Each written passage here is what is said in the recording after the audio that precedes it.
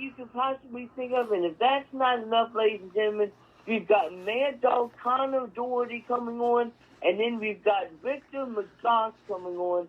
Two gentlemen that are going to absolutely light the Wrestle Talk podcast with Joe and Renee up. What I would like to do right now is we're going to go ahead and do what we did last week, and that is do a little tribute to the man that helped start Wrestle Talk. Ladies and gentlemen, give us about 2 minutes. Just in Time and Crazy Shay. 913-548, you're going to be live on the Wrestle Talk podcast. Joe and Renee, who we speaking with? It's your boy, Joey. Let's have a great show, Poppy. Woo! All right, we can do this. Let's do this. Ba-boom, boom, boom. A 5-minute promo. Joe doing what he does best. Just running his mouth. You guys go back through that and tell me how many times he cussed. It sounded like every other word was F this, F that, MF, MF, MF, yes, I left, blah, blah, blah, blah, wham, wham, wham, wham. I left, wham, wham, wham, wham. Be prepared for a war, MF this, MF that, F this, F that. I left. Yeah, so what? Traitor, Trisha, that's what, Rick,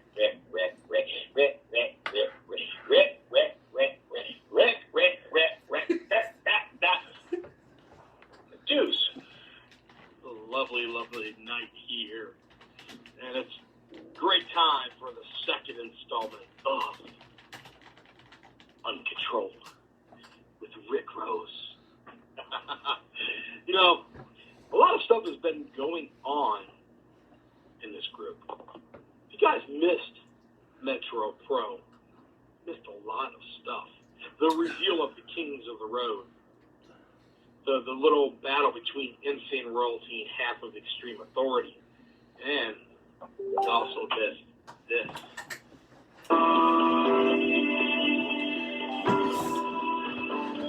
What do you think about Time and Justin?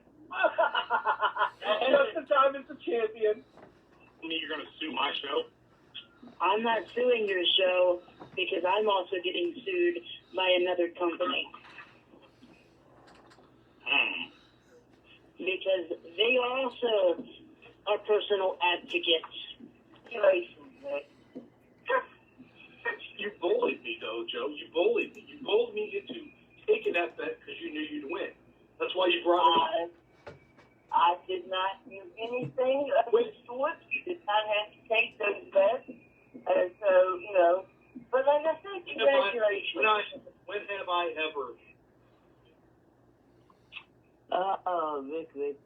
We definitely missed the guy, and there's one other little clip I wanted to play. A lot of times you hear us play Mama Time, and what a lot of you don't know is that this clip came from the first time that Rick and I went to Kirby Pro's All or Nothing. Rick had taken one of Double Dragon's t-shirts and wrote his name on it, and he asked Mama Time what she thought of his shirt, and this was her reaction.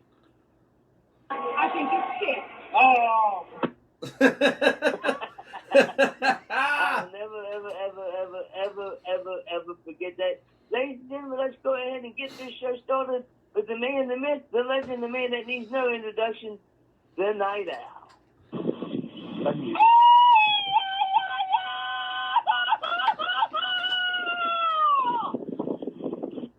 ¿Qué pasa? ¿Qué pasa? Loyal members of the Wrestle Talk family. Welcome to episode 306 of the Wrestle Talk podcast with Joe and Renee. We're happy to have you. For those of you who are tuning in live, thank you for being here. Tell us where you're checking in from. What state, what city, okay? And if you're feeling real gung-ho, we even want to know what you're drinking. Okay? I am drinking some good old Miller Lite. Okay? Jonesy, what are you sipping on tonight, my friend? I am drinking one of Rick's favorite beers, Miller Lite. Me too! We're both drinking Miller! I think that calls for a sponsorship. I don't know about you, bro. It sure as hell would be nice, wouldn't it? I got a couple of shout-outs, Jonesy. Yeah. I got a couple quick shout-outs before we get into the sponsors. Shout out to our boy Drew, checking in from Topeka, one of the best referees in the business. Also a manager. Shout out to Susie, checking in from the great, beautiful state of Virginia. What's up to Eric, checking in from West Virginia. Ronnie, the great state of Missouri. We got another VA, Chris Craven. Hey, shout out to New York. What's up, baby? Can't wait to have you back on. Make sure y'all check out Chris Craven, man. This dude's got a bunch of good stuff going on, man. Him and his group are not playing games right now. And as soon as things that open back up, it's going to get even crazier. I think they're called the Covenant. We got my boy John Lickey drinking Kool-Aid. And my man Drew drinking Mountain Dew. All right, cool. So, guys, you know how the game goes. 657-383-1521. The first 20 minutes of the show, we talk all topics pertaining to professional wrestling. So if you got something that you want to say about professional wrestling or a topic that you want to bring to the table, it's easy. Dial that number, 657-383-1521. We're going to go through our traditional Carl Lewis as we honor the flag. But before we get there, allow me to give some major shout-outs to the people who make the Wrestle Talk podcast possible. Starting with our newest sponsors, that's Interstate 70 Sports Media. Jeremy Carp and the boys. You heard him last week here during the High Spot segment. Real great guy. Absolutely everything and anything pertaining to the world of sports in the state of Missouri. Also, huge shout out to Scott Rathbun over at Rathbun's Engraving, customizing our first edition of the Wrestle Talk podcast mugs, fully customized with your name on it for $20 plus shipping. Hit us up on DM. Let us know you want your mug made, and we'll go ahead and start working on that thing for you ASAP. Also, Royal Mills Transportation. Any transportation needs you have within the greater Kansas City area, make sure you hit up my man Dewan Mills or hit me with a DM. I can get you in touch with him. And then, of course, we've got some amazing affiliates. Dude, Adam Frex and the boys over at Talking Dynasty, all things professional sports, particularly football.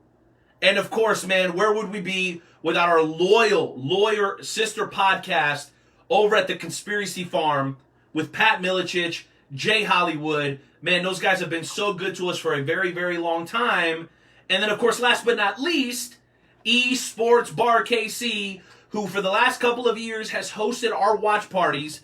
And God willing, and I've been praying, God willing, everything works out, we'll be able to have another watch party for SummerSlam at the end of August. We don't know. There's no guarantees. Things are starting to kind of shut back down again. But I promise you guys, members of the Wrestle Talk family, we will keep you guys posted. Because no matter how hard you try, there is only one Wrestle Talk podcast / FWWC watch party, and that is the one hosted at Esports every single year for all Big Four pay-per-views. All that said, Jonesy, I think we got to get on with the show. So join me, friends, in respectfully removing your caps, placing your hands over your hearts as we pay homage to what I believe is still the greatest country on God's green earth, and that's America, damn it.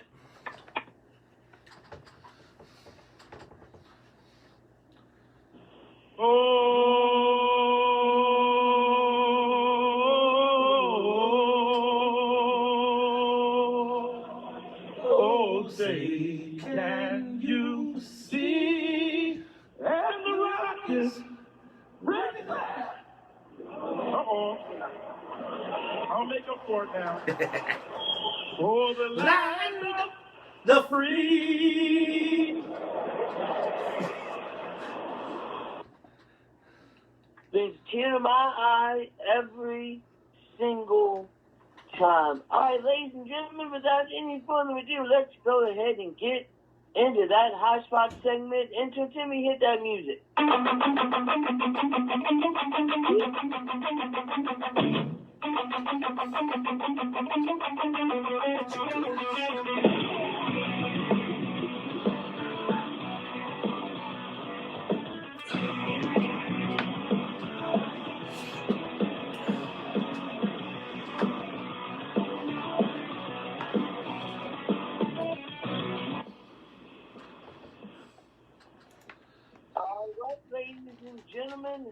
It is now time for the Hot Spot segment. This is your time to call in.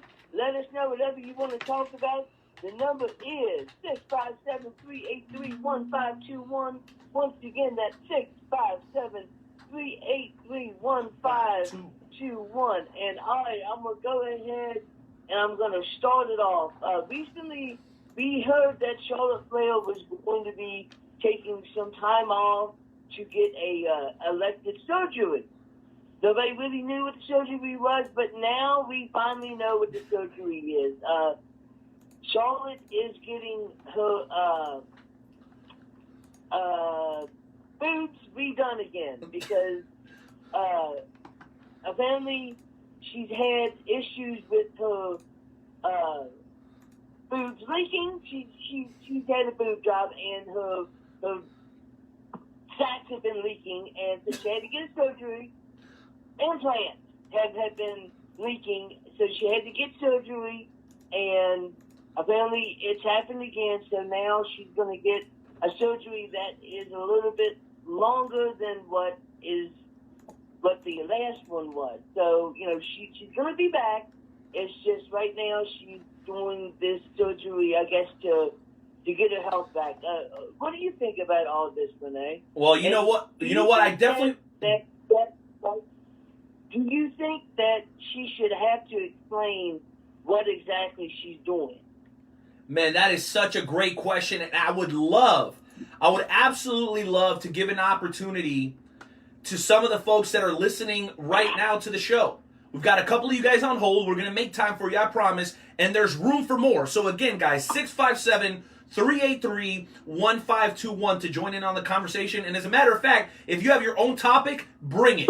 Bring it to the table right here on the Wrestle Talk podcast, and we will tackle it no matter how difficult the topic is. Like this one. Jonesy, this is a difficult topic because these what I believe to be private, physical situations that should not be made public. It is none of our business why Charlotte Flair needs to take time off. And the fact that she's willing to share that only says to me how much she cares about the business and her fans. She's got no reason, because when you start telling people why, you really are opening up yourself to criticism. Now, you could argue, Jonesy, that if you don't say why, you could also be opening up yourself to criticism. I'm sure there's some people standing on their high horse going, well, you know what, that's why I always said that she shouldn't be getting a boob job and this, that, and the other thing. And then on the other side of the fence, you've got people that are probably empathetic to her situation the way that I am. I'm not a girl. I may have boobs, the man version, okay? But I have no idea what she's going through.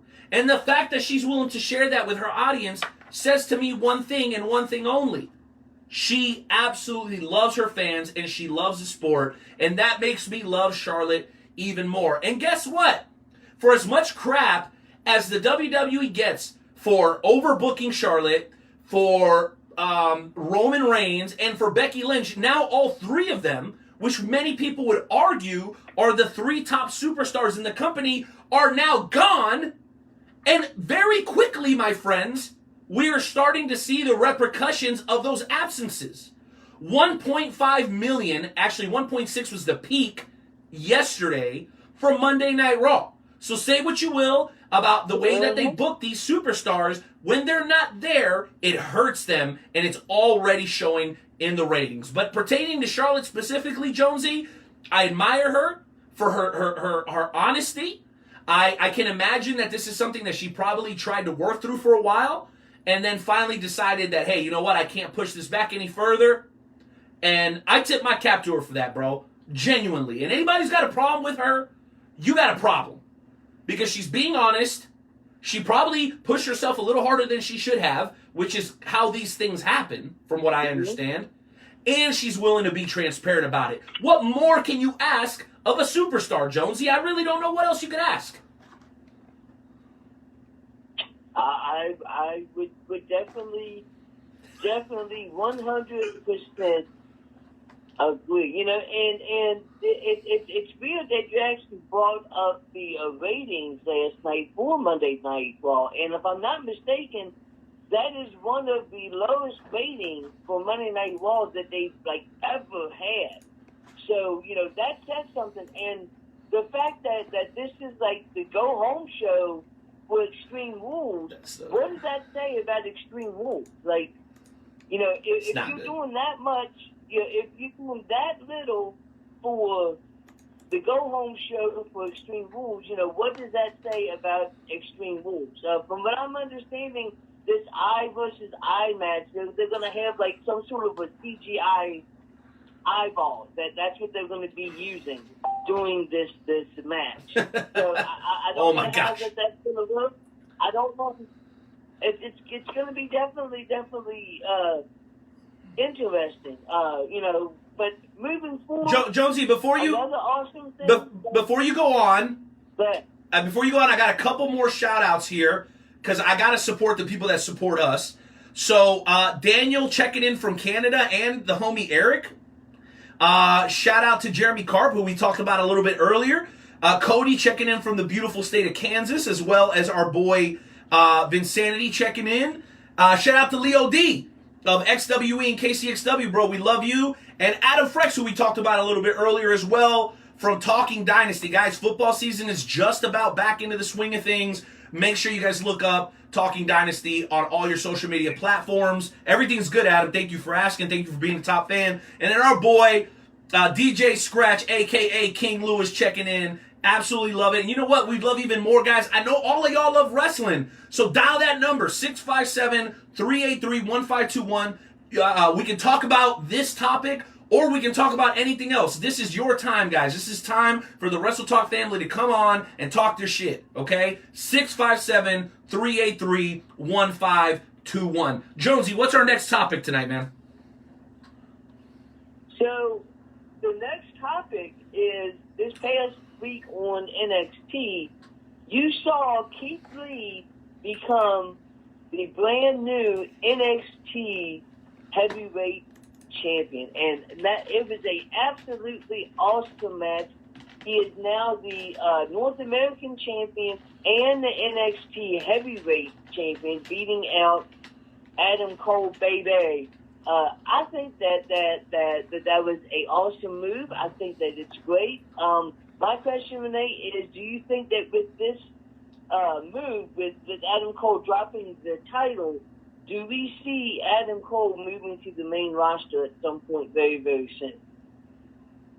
That's a very interesting question, Nightmare Jones. And to be honest with you, I have been very trepidatious about Adam Cole's ascension to the main roster. I'd asked myself on several occasions, is that what is best for Adam Cole? And to be truthful with you, I don't think it makes much of a difference. I mean, you see a lot of crossover between NXT, Raw, SmackDown, particularly on the pay-per-views. So I don't think it'll be quite as detrimental as I was initially concerned it might be.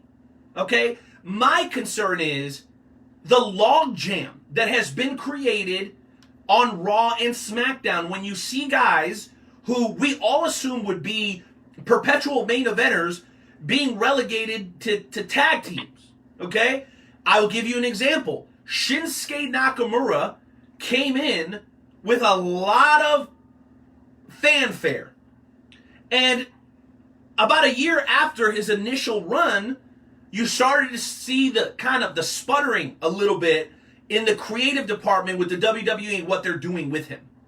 So I think if they want to do Adam Cole justice, they give him the backpack or the jetpack, strap it to him, and let him see what he can do. And what I would like to see is for the gentlemen of the Undisputed Era to join him. Because nothing would make me happier than to see some sort of trios action. We all know that when it comes to trios, nobody has had anything on the New Day for a long, long time. And I know Xavier Woods is on the shelf temporarily, okay? But this is something that could be done progressively. As an individual, I think Adam Cole has a ton of value. Probably one of the most promising superstars in the WWE. But let's just be honest, guys. He's not a spring chicken. And I'm going to have Intern Timmy look this up. Joe, talk to Intern Timmy. Pull up for me on the Google machine how old Adam Cole is. Because I think that's relevant. Most people say, well, AJ Styles came in kind of old, and look at him, he's doing great. Well, I mean, he has done great, but is he currently doing great? Does anybody care about the Intercontinental Championship right now? I don't really think so. The most exciting thing that's happened with WWE in the last couple of weeks is Keith Lee. And he's not even on the quote-unquote main roster. To Drew's point, it's all kind of the main roster now. I mean, they're all wrestling in the same building, for God's sakes. What's the difference? They're changing the ring aprons? I mean, come on. So to answer your question, Jonesy, yes, I think Keith Lee will do a tremendous job just like he has everywhere that he has gone with every championship that he's ever held. But I am a little concerned about Adam Cole. I just hope that we don't start to see the same thing with him that we've seen with so many others when they get the call up from NXT, where boom, they start off hot, and then eventually they start to dwindle. And that's not a good thing. That is not a good thing. So let's hope that it's a little bit more Triple H than Vince McMahon when it comes to the way that Adam Cole is being booked. Those are my thoughts, Jonesy. I want to know. You asked me the question, but you got to have some thoughts on this, bro. What are they? Yeah, I think that right now that, you know, Adam Cole is going to be fine. Wherever he goes, if he goes to SmackDown, he'll be fine. If he goes to Raw, he'll be fine. If he stays on NXT, he'll be fine. Because once again, the WWE is not trying to make NXT the developmental anymore. NXT is now a brand of its own, so maybe he won't go anywhere. And to answer your question, Adam Cole is actually the youngest member of the Undisputed Era. He is 31 years old. Roderick Strong is 36 years old. Kyle O'Reilly is 33 years old. And Bobby Fish is 43. Wow. So none of them are spring chickens. You ain't lying, Joey. You definitely ain't lying. Okay, well, thank you, Crack Research Department.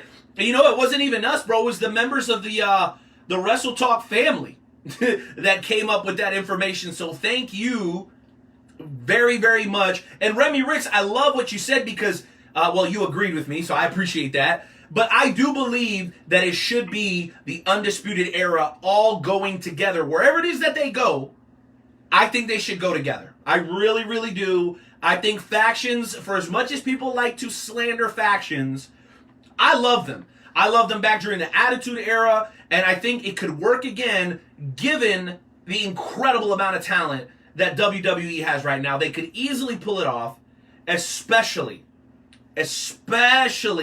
when you're talking about guys of this caliber, Jonesy. I absolutely think they could make it work, and I would love to see them go against the New Day. They got to go in as mega heels, bro. They got to go in as mega heels against the New Day. That's what I would like to see personally. Those are just my thoughts. Just my thoughts. What else we got on the docket tonight, brother?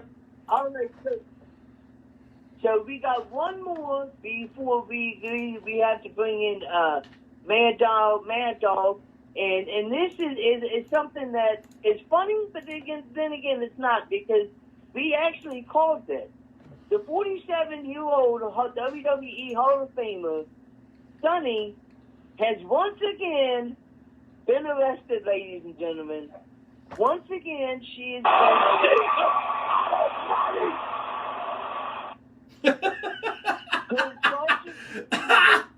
been eluding police officers, operating a motor vehicle during second license suspension, but she had her license suspended for having her second DUI, and 2 counts of contempt to violate domestic violence restraining order. So, you know, we called it, ladies and gentlemen. Once again, Sunny has been arrested. So why don't you go ahead and tell us your thoughts while I go ahead and get a hold of Mr. Mad Dog Connor. And we will be right back. So take it away, Renee. Oh, you got it, Jonesy. And I appreciate you guys all on hold. Hang in there. We're going to get to you shortly. But let me just say this. Jeez freaking Louise, Tammy Snitch, a.k.a. or Sitch. Tammy Sitch, not Snitch. Sorry. We called it. It was about 3 months ago. I can't even remember what episode it was. She'd apparently gotten upset that people were constantly like poking at her. Not that way, guys. You gotta relax, okay? But people were poking at her, just taking bets and placing bets on how long it would take for her to end up back in jail.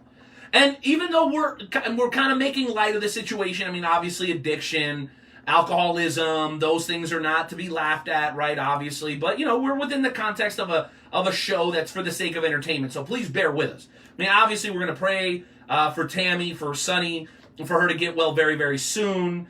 And I believe that addiction is definitely an illness. Okay, I really, really do believe that is an illness, and she needs to seek help. I just don't know if she's ready to accept it because, when she came on and appeared on social media, I think she was overwhelmingly embraced. But some people, unfortunately, just have this self-destructive tendency to them. And as much as you want to try to help, these people don't want or need it, at least in their mind frame. So the way that I look at it, guys, is that we should all be optimistic about Sunny and support her when she is out and about. But currently, she's back behind bars, and I hate to say this, but we 100% called it, didn't we, Joey? Absolutely. 100%. All right, well, ladies and gentlemen, guess what? It is time for our first guest of the night. I'm going to go ahead and I'm going to do this introduction, Renee. I know that you do really good introductions, but can you allow me to do this introduction? Sure. But allow me to add this caveat before you do the introduction because, it would be a dang shame if you missed it. And here's what I want to say. Guys, today's show is very special for a lot of reasons. But one of the reasons is that both of our guests are from abroad. Meaning, neither guest today, Mr. Mad Dog or Mr. Oz, are within the continental United States. No. And to be even more specific, okay, Connor Doherty will be calling in from almost 8,000 miles away. He is currently 13 hours ahead of our current time here, 7:29 p.m. Central Time. And, of course, 8:29 Eastern Time, West Virginia, Kansas City time, okay? He is calling from the beautiful, outstanding, phenomenal country of China. I just cannot believe that we've got a guest from China and a guest from Canada on today's show. I wanted to make sure to highlight that before you went ahead and kicked off that introduction, Jonesy. Why don't you do us the honors? All right, so Mad Dog Connor he's a regular on the British professional wrestling circuit. He's trained under the guidance of elite British wrestling in Rotterdam, England. He's had his first championship match against the German powerhouse Craig only 4 months into his career. Ladies and gentlemen, it is our honor to bring on the man known as Mad Dog Connor Doherty. Got some music for you. Hey. You stole my heart of gold. After my silver soul. Can you dig any deeper now? I gave you all Mr. Doherty, how are you, sir? I'm good, Joe. I'm good. How are you? Really good. Renee, can you hear Mr. Doherty? Yes, I can. What an honor to have you on the show, sir. Thank you so much for being here. Oh, thanks for having me, Renee. Man. So, I gotta ask, what is the weather like right now in China? I know that it's like 8:31 in the morning there, so I know that you probably just woke up. You know, you're getting out the sleep that's in your eye. Maybe you're drinking a beer. What's the weather like in China? Oh, don't get me wrong, Joe. I am Irish, but I'm not that Irish. The weather is amazing. It is the typical average of 35 degrees Celsius. The sun is high in the sky. The sky is very blue, and it just looks like a tropical scene here. Nice. That is absolutely awesome. China is one place that I've always wanted to go. China and Ireland. I've always wanted to go to Ireland. So you trained under the guidance of Elite British Wrestling. What was it like training under Elite British Wrestling? Oh, well, some of the guys there, obviously, they were experienced veterans. So, in a way, they were professional throughout. They were your good coaches, giving good guidance. But, like, just me being me, I was like a kid. I was all ears. I was on my best behavior. Anything they said, I took as gospel. I already had an idea in my head that I wanted to do. And, man, yeah, I'll never forget where I come from. And I loved every single session. Yeah, you know, so how has the wrestling been, is different in, I'm not sure if you wrestled in America, but how is it different from wrestling in England to wrestling in America? Unfortunately, I've not had the pleasure to wrestle in America yet. Okay. Thanks to AIWF, Matt Creed, for setting this up. We are looking at scheduling some dates in the States. Awesome. That's awesome. Like I know that when you finally get. You're on the queue with the Wrestle Talk podcast. Who's this? It's me. It's KOB. Cool. You want to jump on with the guest, bro? Sure. What am I gonna say? I don't know. It's up to you. You're back in the queue. The AIWF European Championship. How does it feel to win that championship? Well, the year I won that. That's my first championship I won in under 2 years that I've been training. Mm-hmm. And man, it just because you have a championship doesn't mean like things get easier or like your training gets easier. You can take a back seat. With a championship, you become a role model. You become someone that people look up to, and especially to be a European champion. You just got to step things up and just train every day, promo every day, promote and progress every day. You know, like the way I see it too, my attitude is every day I'm a student. I'm always learning. I'm like a sponge. I want to grasp more information. And with this title, it's not a weight on my shoulders. It's more of an uplift to better myself. Okay.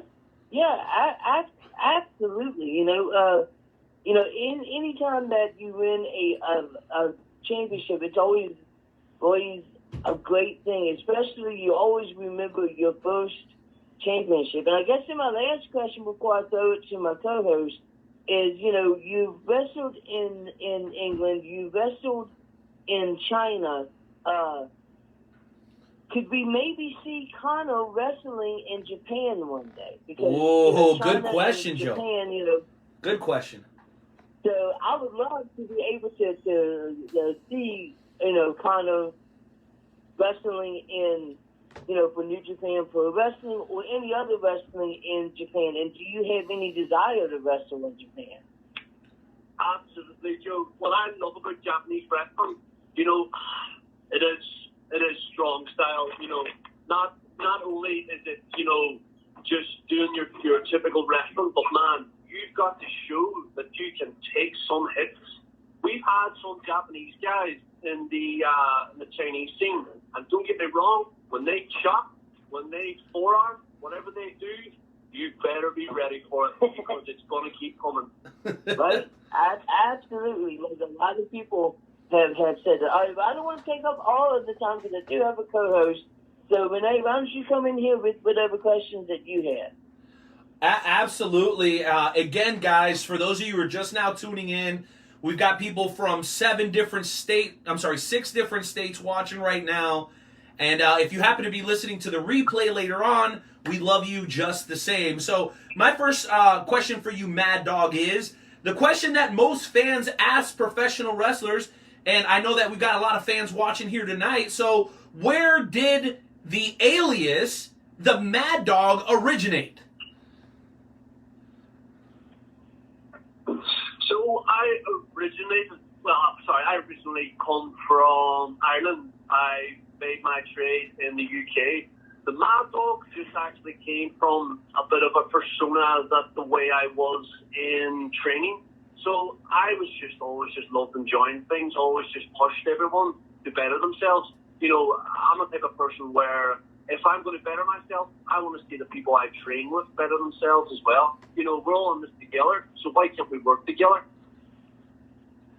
Dude, that's a great attitude, and I think that has a lot to do with your early success in the sport. Well, I'm going to shift gears on you pretty quickly here. I think it would be a little silly if we didn't ask this question because you are currently in China. What are the conditions like there for professional wrestlers? Are you guys now currently allowed to go back to training? Have you had any shows? What's the overall take on COVID-19 in China right now in the region where you're currently located? So right now, Renee, things are coming back to normal. It's nice to see. Like, I'm back at work. And, well, as you can call work all you want, but I really enjoy what I'm doing. But in regard to the situation, now, we aren't allowed to promote or market any upcoming events. With KOPW, the King of Professional Wrestling, I have done some events for them to defend my title, while also getting backstabbed by Tian Bing. So, well, let's not go too much into that. But right. In regards to that, well, you didn't hear it here, but we are preparing for a second wave. So, in regards to that, we are trying to keep things controlled. With MKW, Middle Kingdom Wrestling, we are looking at maybe doing a show next month. And on that, I cannot confirm anything in the future because, well, like how things are, you can plan, but until we get that confirmation date where everything is good to go, that's where we've got to wait a little bit longer. I can see that very, very amazing Chinese culture starting to rub off in you. For us here in the States, we recently just came off, a lot of us, watching the Bruce Lee documentary that was done by ESPN, and he always says you got to flow like water, right? So you got to be willing to adjust, and it sounds like you guys are just waiting for the opportunity, but you don't want to jump the gun. I think that's very intelligent. Well, that's it. In China, everything is very cautious. No, what we tend to do is protect rather than treat. So we try, in that sense, it's best to obviously prepare rather than, you know, have to treat everything after. And it's funny, you know, you should mention the Bruce Lee documentary because where I live in Guangzhou, Bruce Lee originated from Foshan, and that is where I live. And he has a statue, let alone a lot of, let's say, I'm going to call it a lot of worshipping here, about maybe 10 kilometers from me. Huh. Wow, bro, you got to send us a picture. If you take a picture in front of the statue, will you send it to us? Yeah, man, yeah. I'll do that, no problem. As I say, I can do the pose and all. I almost think I can do better than Bruce Lee. Whoa, you gotta relax. You gotta relax, Mad Dog.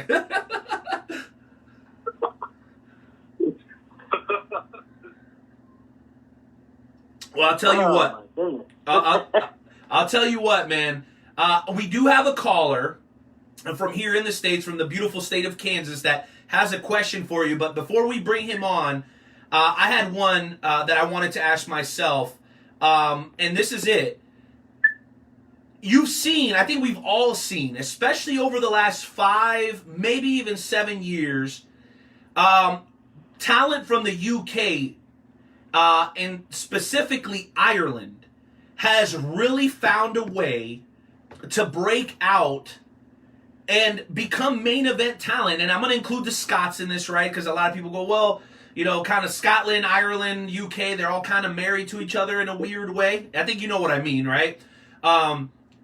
So you guys have done a tremendous job. Go ahead.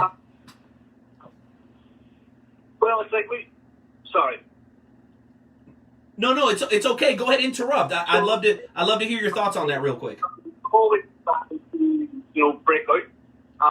It's like, we always look to the States as role models, as a way to kind of think, we can do that too. We can always better ourselves.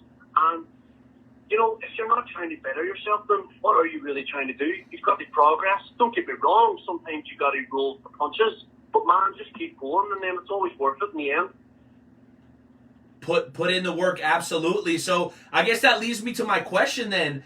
Do you feel that you have benefited being an Irishman now that there's such an embrace of Scots, people from England and Ireland in the professional wrestling business?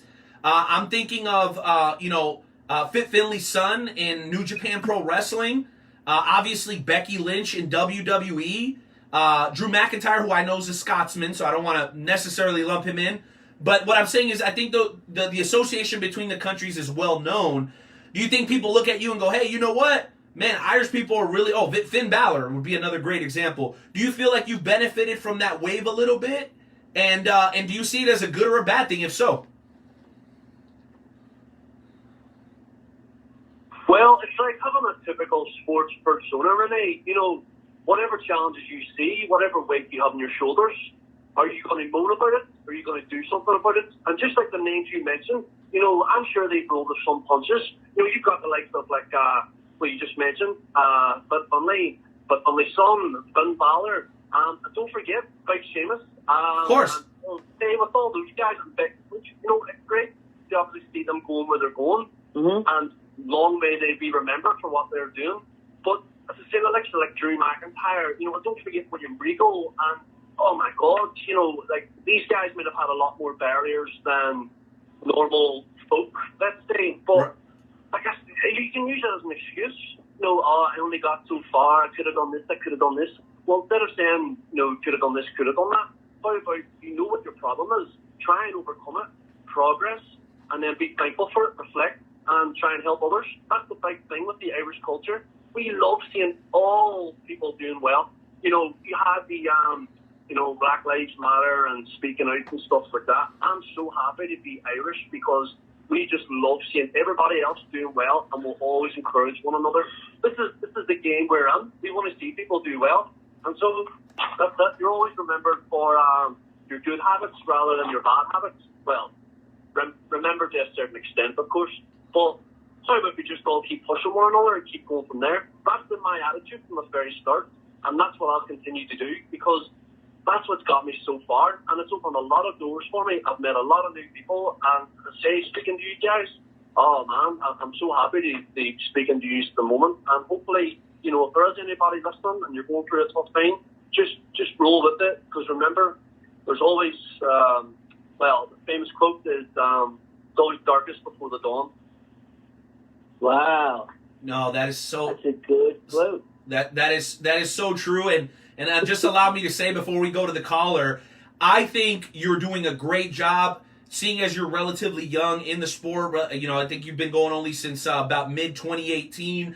You are carrying on the tradition, not only for professional wrestling on a whole, but specifically for your culture. I think you're doing a great job of showing that you respect the sport, that you're willing to work hard, and that you hold people accountable. All I can say is the tradition continues, and I think it's a beautiful thing. What do you think, Joey? Oh yeah, absolutely, 100%. The tradition definitely continues. I'm gonna go ahead and jump in here real quick, and then we're gonna bring on this caller that wants to ask a couple questions.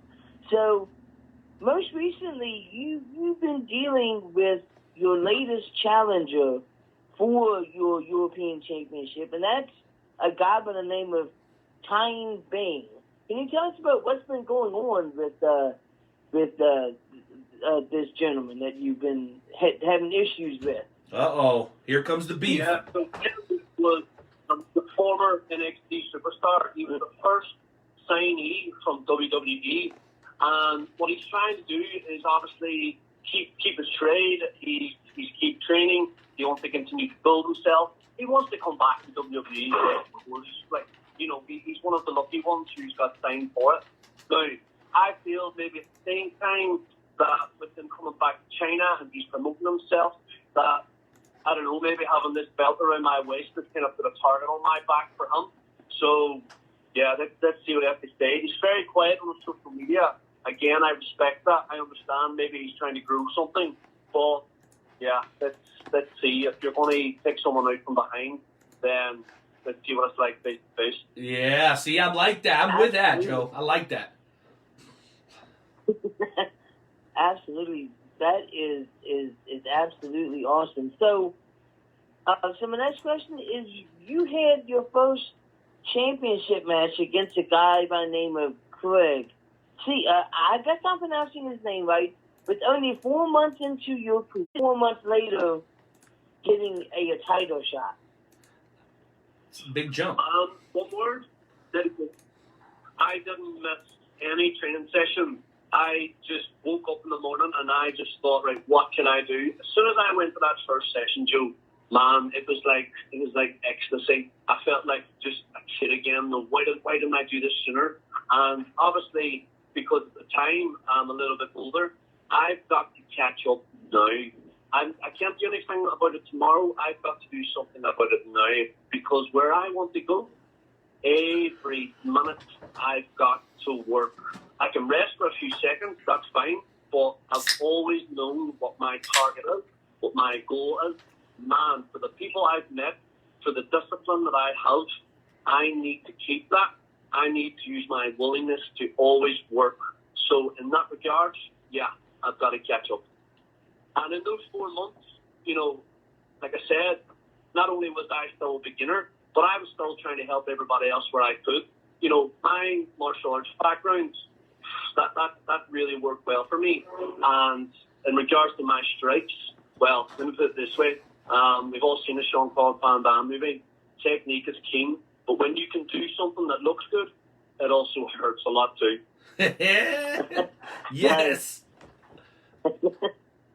That's awesome. Joey, do you mind if we get to the caller now? Bro, you mind if we jump into the caller, man? This guy's been waiting for about 20 minutes now just for his opportunity to talk to the Mad Dog. Let's bring him on. What do you think? Go right ahead, sir. You got fans, bro. What do you want us to tell you? You got fans in the States. What? It's not our fault.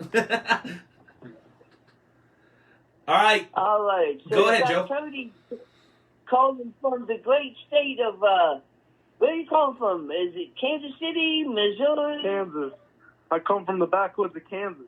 Backwoods, baby. Let's go. Kansas. Come from the All state. right, sir. The Mad Dog. Question. Mad Dog, nice to meet you. Thank you for having me on, Joe and Renee. So, Mad Dog, my question for you, I have two questions. First one is, so to slightly piggyback off Jonesy, in Japan, also in America, who is someone you would want to face? Anyone in specific? What type of match? Would it be a gimmick? Would it be a straight-up wrestling match? What would you want? Oh, nice one. Good one. Let me double check. Your name is Cody, right? Yeah, Cody. So, hi, Cody, and definitely thanks for getting involved. That's a really good question. That was something I was asked before. What I love to do, Cody, is share, I say, moments in the ring, because when you get in that ring, when you step in front of all those people, those are the moments that make you. I would love to have as many people on there as possible, but for now, off the top of my head, I would love to be in the ring with, and If I could, it would be Finn Balor. Mm. I think Finn Balor, There you go. who does have this background, who obviously is doing well in NXT, he has taken some risks, but he makes things look so beautiful. He is an absolute athlete. Height and size do not matter to that man because you cannot measure the size of someone's heart and their will. And let me tell you something, that man has got that and more to give. Wow. There you go. I would pay to see that. It would have I would pay to see that. to all. It would have to be a ladder match. Ooh, What? Yes, sign me up. Endless opportunity right there. Yeah. All right, Cody, what's your second question, man? That was a good one. Here on the Wrestle Talk podcast, you're going to be seeing Mad Dog versus Finn Balor in a ladder match in like 5 or 6 years. Yeah, boy. I like that. Yeah, so it would be amazing. All right, so my other question is, so I went to college with Chinese people. When I was in college, I loved learning about their culture and their customs and all that. You're coming from Ireland. How did it, like, I don't know if it's different over in Ireland from America to this, but how did it go to adapting to the Chinese custom? So the culture difference, yeah, well, before we move on to that, with America and Ireland, don't get me wrong, we love a good drinking culture. But in regards to living out in China, don't get me wrong, it's been hard. I've had to overcome things. The language barrier is obviously one thing, but don't get me wrong, Cody. You know, when you take that risk of going somewhere where you know nothing about, but it always looks good, it's always worth it. The people here are so nice, they're so helpful. The food, don't get me wrong, there's a reason why we always call Chinese food, because it tastes so good. It is the good. weather is amazing. I'm very taken care of over here. Nice. I want to go now. That's awesome. That's great. Great couple of questions, Cody, man. Thank you. You too. Yep, thank you, Mad Dog, for answering my questions, and thank you. Oops. All right. Cody, thanks very much for getting in touch about that. And I hope hopefully this isn't the last time you hear from me. I always appreciate and support anyone who's supported me. So, yeah, big man, I hope to hear from you again soon. Absolutely. All right, Renee, do you have any more questions before we get into the shoot and shout segment? I do actually. I want to ask, and I know you're young in the business, so this isn't maybe something that you've been asked before. But it sounds like you're somebody that loves to give back, and you know, obviously everyone is commenting right now how much they love your accent and all that. So I know that's not anything that that you have to practice, but people are they're loving it, bro. They're digging it big time. Is there any? There it is. I just heard it. Another person saying, "I love his accent." So, is there any knowledge that you would be willing to pass along to guys that are in the process of going through training, thinking about going through training? Because one of my friends is actually on here. Shout out to Marjo, who actually does a tremendous Irish accent. His character is Arden Murphy, and I know he's been working on it for a long time. And he's actually been thinking, or actually spent some time at Dynamo Dojo, and is going to hopefully be going back. Sorry for the elongated question. So, what advice would you pass along to somebody that is at the beginning of the road that you've now been on for a couple of years?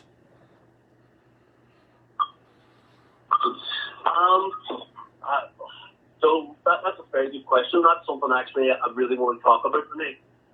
Again, I'm still fresh-faced in this game. I think what some people might call a green guy. I'm just doing this now over 2 years, but my advice to give to anyone would be remember why you want to do it. So on that note, remember why you want to do it. It's simple because it's the love of it, it's the interest in it, it's that adrenaline rush. But at the same time, what I love most about it is that you're putting smiles on people's faces, you're putting shock and awe in people's minds, you're giving them great memories. Love what you do and remember why you do it. And at the same time, don't forget your attitude. Some days you're going to get knocked down, some days you're going to get lifted up. It's going to be psychologically, it's going to be physically, but just roll with the punches. And just remember why you want to do it. Remember why you started. That's what drives me every day. I'm almost in the best shape of my life. Don't get me wrong, this COVID-19, don't look at it as an excuse. Look at it as an opportunity, because there's no shows coming up. So why not at this time, while you have this break, try and reinvent yourself, try and change yourself, try and better yourself, and just continue your progress, and just always remember why you started. Wow. Wow, great words of advice. Very eloquent, man. Thank you very much. I know that the young up-and-coming, I see my man Mitch on here, in addition to Marjo, who are young up-and-coming talents in this sport that support the Wrestle Talk podcast. I know that those words of wisdom are going to go a long way with those guys. Before we do get into Shoot and Shout, and I'll let Joe lay that out, I do want to remind everybody that our guest right now is Mad Dog Connor Doherty, okay? And you guys need to take some time during the break to find him on social media and support him, because I know that many of our listeners maybe are just exclusively wrestling fans that watch WWE, and that's okay. But expand your horizons a little bit, because let me tell you how awesome it is to be able to talk to guys like Connor and then see him on the roster a few years later. I mean, Punishment Martinez serves as a great example as somebody who you guys heard here on the show not too long ago. Brian Pillman Jr., another guy who you heard here on the Wrestle Talk podcast not too long ago, are now main roster talent on some of the biggest companies in the world. So make sure you take some time and look up the guests that we have on these shows, because in the very, very near future, they could be on the main roster. And like Cody, you could say, hey guys, back in the middle of 2020, I actually got to ask Connor Doherty some questions before he made it to WWE, before he was in New Japan. So that's the opportunity that we're trying to offer up to all the members of the Wrestle Talk family. And hopefully you guys appreciate that, because we love you right back. All that said, Joey, you know what to do, baby. It's about that time. Let's get a little heated in here. Why don't you lay out the Wrestle Talk podcast Shoot and Shout segment for Connor? All right, Connor. So the Shoot and Shout segment is your opportunity to say whatever is irking you, whatever is making you angry. It could be wrestling related. It could be the fact that somebody's not using the turn signal. It could be that there's too much air in the bag of potato chips. So I'm going to go first, and then Renee's going to go, and then you're going to close it out. So we got a little bit of music going, and entertainment. You can hit that music.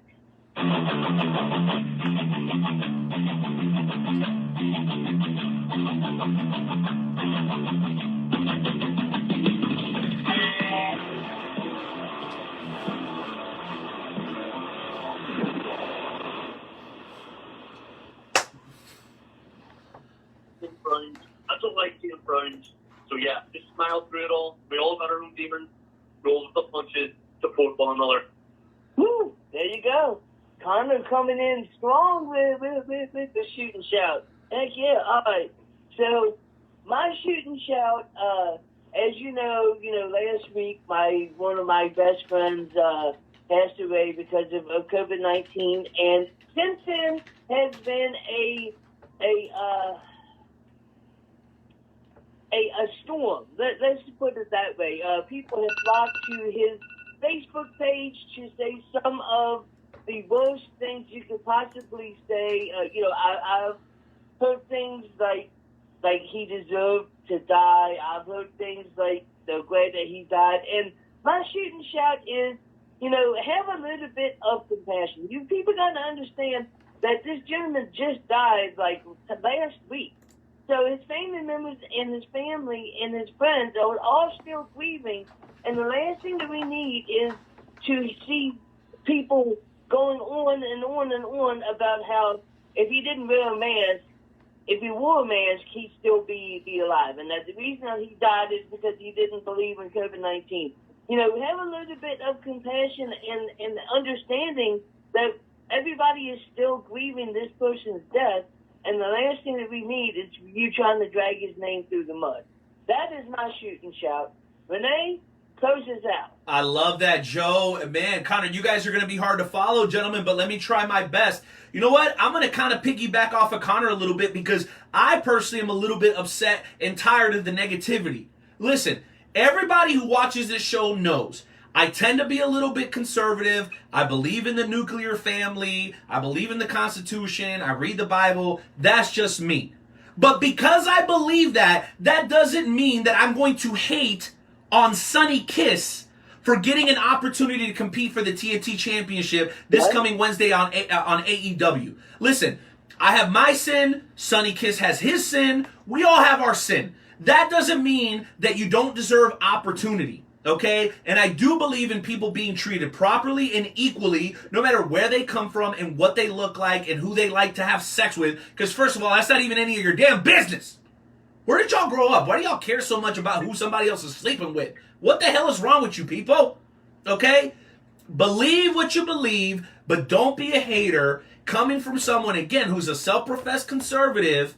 Leave Sonny Kiss alone. Let that man, woman, whatever he wants to call himself, live out his dreams. And if he gets a chance to face Cody Rhodes on primetime TV, that is not a bad thing, ladies and gentlemen, amigos.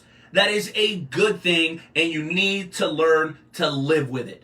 That is my shooting shot for the evening. What do you guys think? Did I go too far? I think I might have gone a little too far. Did I go too far? What? No, I think that you were very, very compassionate, and you were very, very good in your shooting shot. Good job, Renee. Good job. Thank you guys. Thank you guys very, very much. Well, Connor, 2 things before you go, amigo. Number 1, please make sure you share all your social media information or any upcoming shows you would like to promote with the members of the Wrestle Talk family. And number 2, welcome as the newest member of the Wrestle Talk family, man. Why don't you go ahead? Absolutely, Renee, Joe, it's been a complete pleasure being on. Hey, thanks very much. But my social media for now on Facebook is Mad Dog Connor. On Instagram and Twitter, just like for all guys support me, it's all for my Conmen. Conmen876, that's lowercase CONMEN 876. I love all my Conmen, but they're always supporting me. Thanks a lot, guys. All right, there. All right. Go ahead, Joe. That was the one and only Mad Dog Connor Doherty. So, man, what a great, great guy. Like very, very humble, very, very Smart. outspoken, great guy. Smart guy, great, great, great guy. Yeah, well, guys, the link to his Facebook page is on the Facebook Live feed. If not, just hit us up. We can link you up with Connor, who, again, is 13 hours ahead in time and nearly 8,000 miles away. He's an Irishman who's doing very, very well in the world of professional wrestling, and he's now killing it over in the land of the rising sun, China. That's the kind of entertainment we're trying to provide here on the Wrestle Talk Podcast, episode 306. Thank you for tuning in. Thank you for sharing. We're going to take a quick break, and we'll be back in 2 minutes and 30 seconds with hour 2 of the Wrestle Talk Podcast with Joe and Renee. Stay tuned.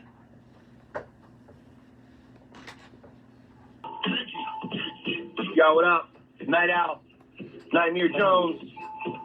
What up, Wrestle Talk fam? What up? Do it for y'all. Check me out.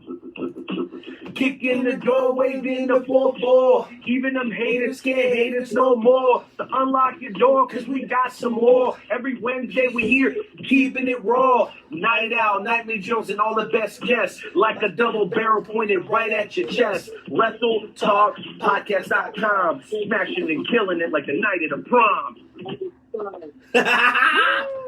We back, baby. Hour number 2. Joe, before we get into FWWC, let me once again thank all the people that made the first hour of the show possible.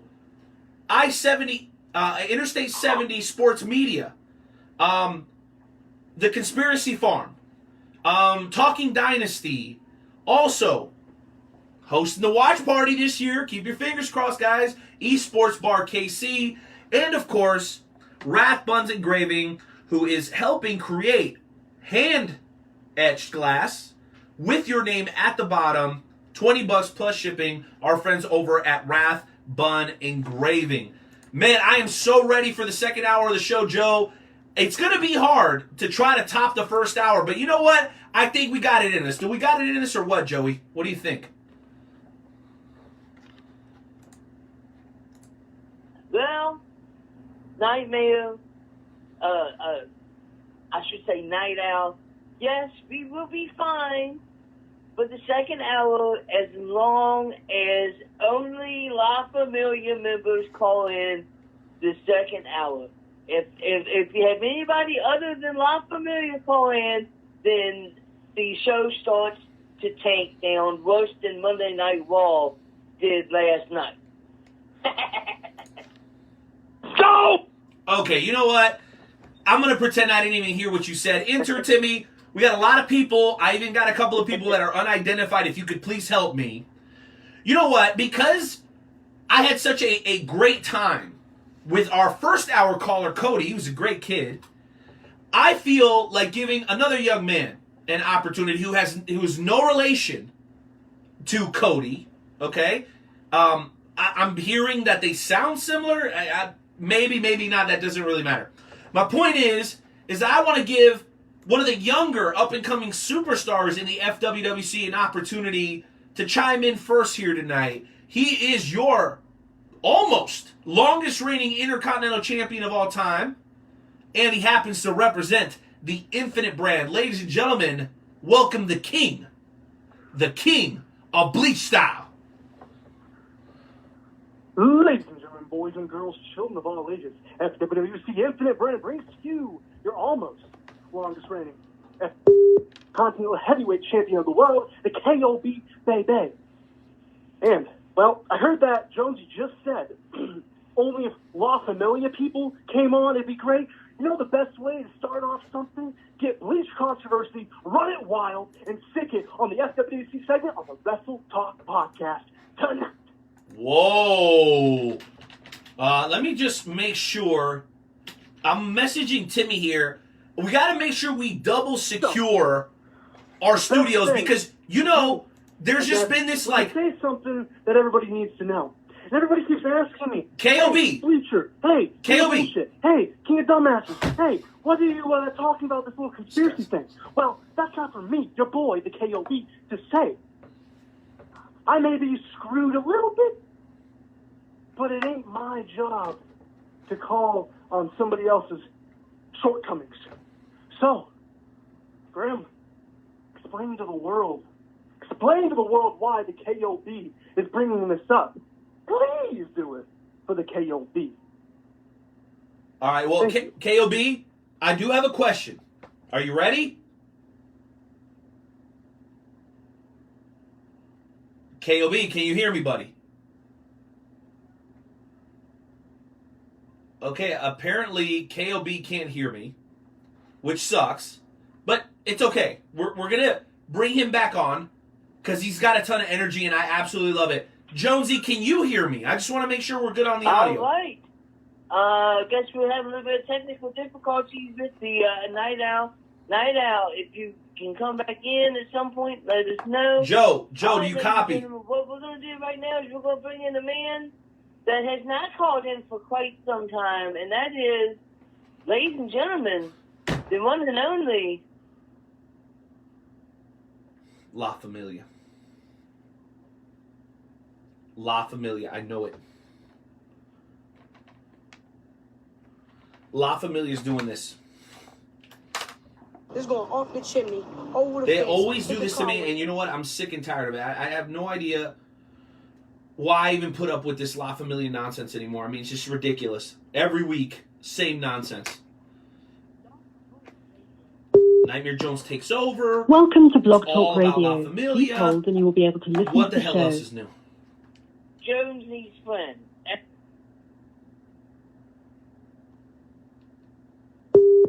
Like a couple minutes later, when Jameson decided to overrun Jonesy and came back up, and that's another story. I knew it. Going on It had to come up forever.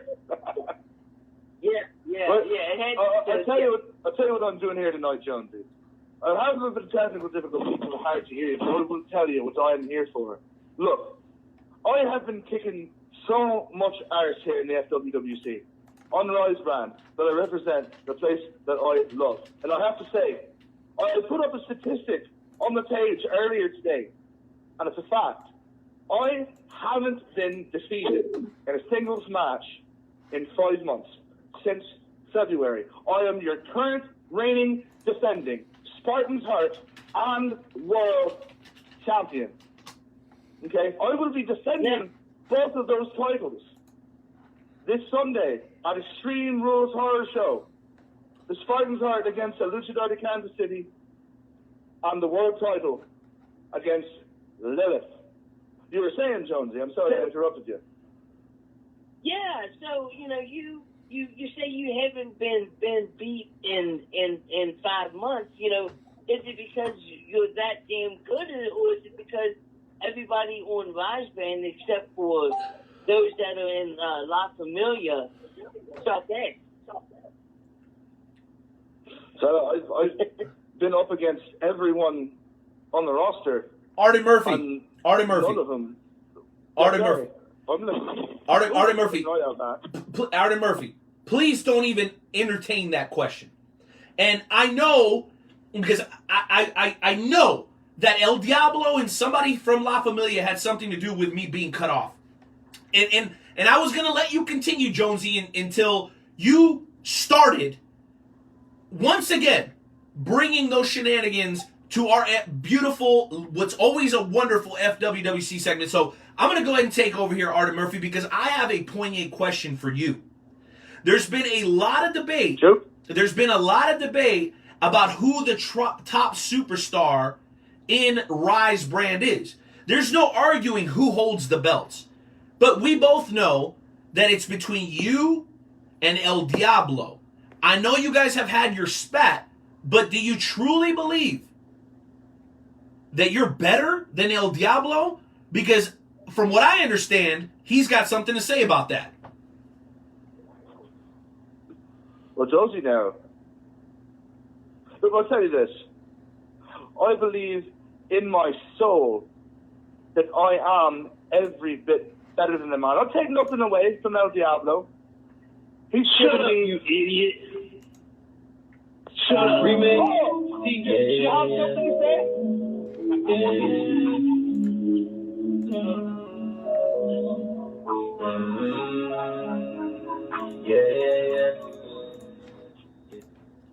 El Diablo, I knew that you were going to use this supernatural bullcrap to interrupt the FWWC segment. Once again, Artie Murphy, the man is standing before you right now. What are your words to El Diablo before we let him spew his propaganda? My words to you, El Diablo. What Christ, fella? What is it that you want? Do you want another arse whooping? Is that it, fella? Because I'm booked up. But I'll tell you what.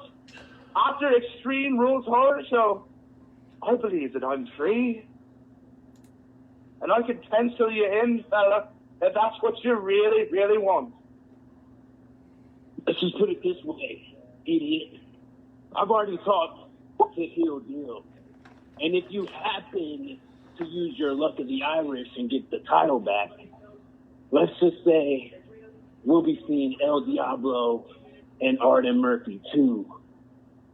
And listen here, idiot. when it comes to who's better on Rise brand, it's obviously me, because I'm over here in the gym, clanging and banging, and you're over there getting drunk and doing stupid shit. But while I'm on the line, I do have something to announce, Mr. Night Owl, and that's about Friday night. Friday night, it will be me and Big Papa Curtis, Jimbo Slice, versus Curtis Black and Artie Murphy in a tornado tag match. But not just any tornado tag match. You see, I don't think you guys know, but on Monday, I made these idiots sign up for a match that I just put the stipulation of, no matter how ridiculous it is. And so, both of these idiots will have one hand tied behind their back. What? That's all I got to say. Oh my gosh. Arden Murphy, listen, this is what I'm talking about. This is why there's controversy, because somehow, some way, La Familia, Nightmare Jones, and the rest of these clowns find a way to kind of get one over. Did you know you were signing up for this? You are way too much of a veteran, a former general manager, to be falling for these sorts of shenanigans. Please tell us it's not true. Look, I signed some papers, but I do believe some things have been manipulated. Now, don't get me wrong. I'm willing to take on any challenge, as ridiculous as some of them may come across. But I'll tell you what, El Diablo, the papers have been signed. You're on this Friday night, and I'll tell you what. Curtis Black and myself may have our arms tied behind our backs, but while you're in there with us, you're still going to be the man facing two other guys and an ass-kicking contest where the other guys have 3 legs. So, you and Big Papa Kirk, prepare yourselves. All right? Because after we're done with the right seas, I have some contract signings to get to. And I have an announcement before we're out of here. It's a night full of controversy. King of Dildos notwithstanding. What?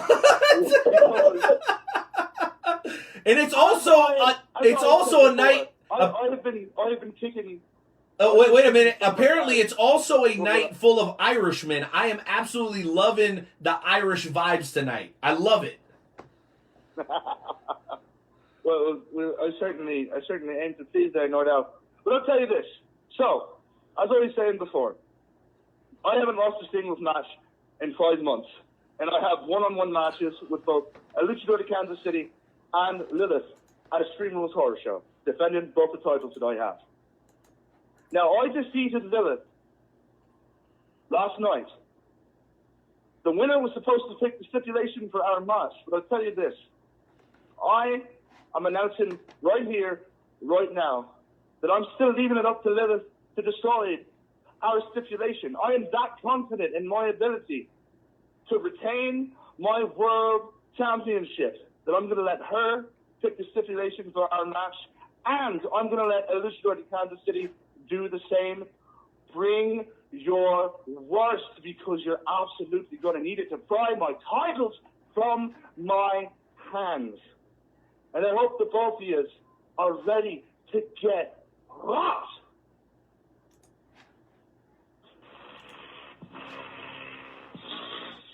Oh my gosh. No. Oh my gosh.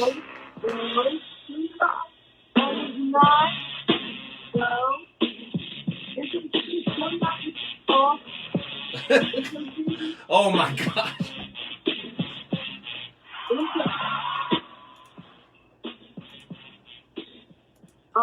Oh dear goodness. Hola!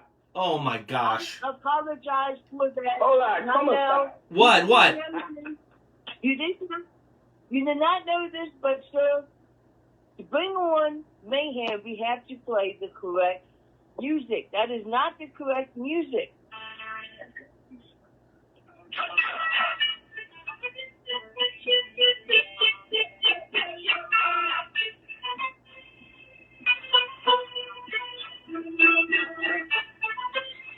That sounds terrible. Oh my gosh.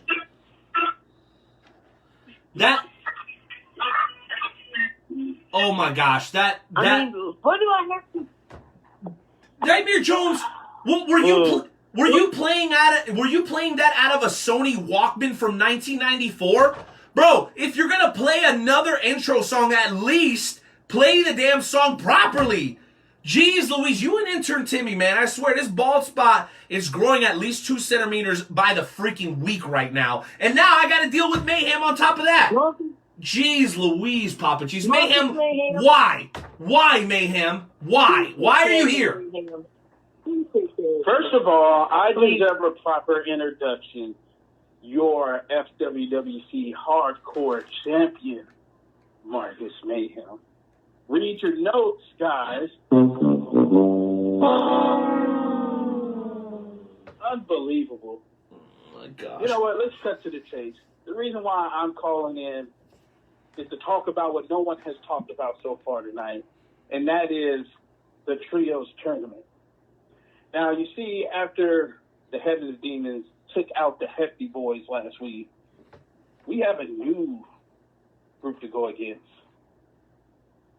This coming Friday, you know who we're going to go against? Oh my gosh! For once, you're actually for once out of all the trios who have entered, who are we going to go against? Just guess. Well, I would just say that for once, I'm extremely thrilled. Okay, because you're actually going to break some news here. You know, usually you come on, you tease stuff, you don't actually ever break the news. So, do you want me to hit the breaking news drop? Because for once, you're actually going to give us some news here on the Wrestle Talk podcast. I'd be more than happy to do that if you actually got news that you're going to give us, Mayhem. Go ahead, play the beautiful bean first. Finally, you're going to make me happy for once.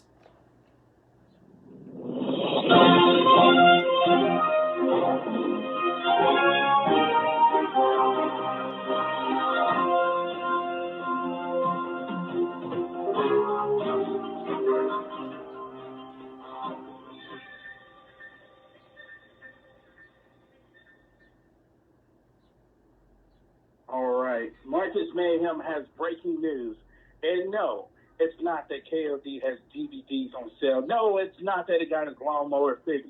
No, the breaking news is that Heaven's Demons this Friday will be taking on Prophets of Madness with Jake Wyatt.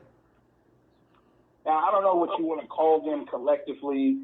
You can call them a bunch of crap. The Pizza Nazi and, the prophets of moping around. It doesn't matter. Of course, they got Bishop. He's the Legends champion. He's the Warriors Heart champion. It's not going to be an easy match for us.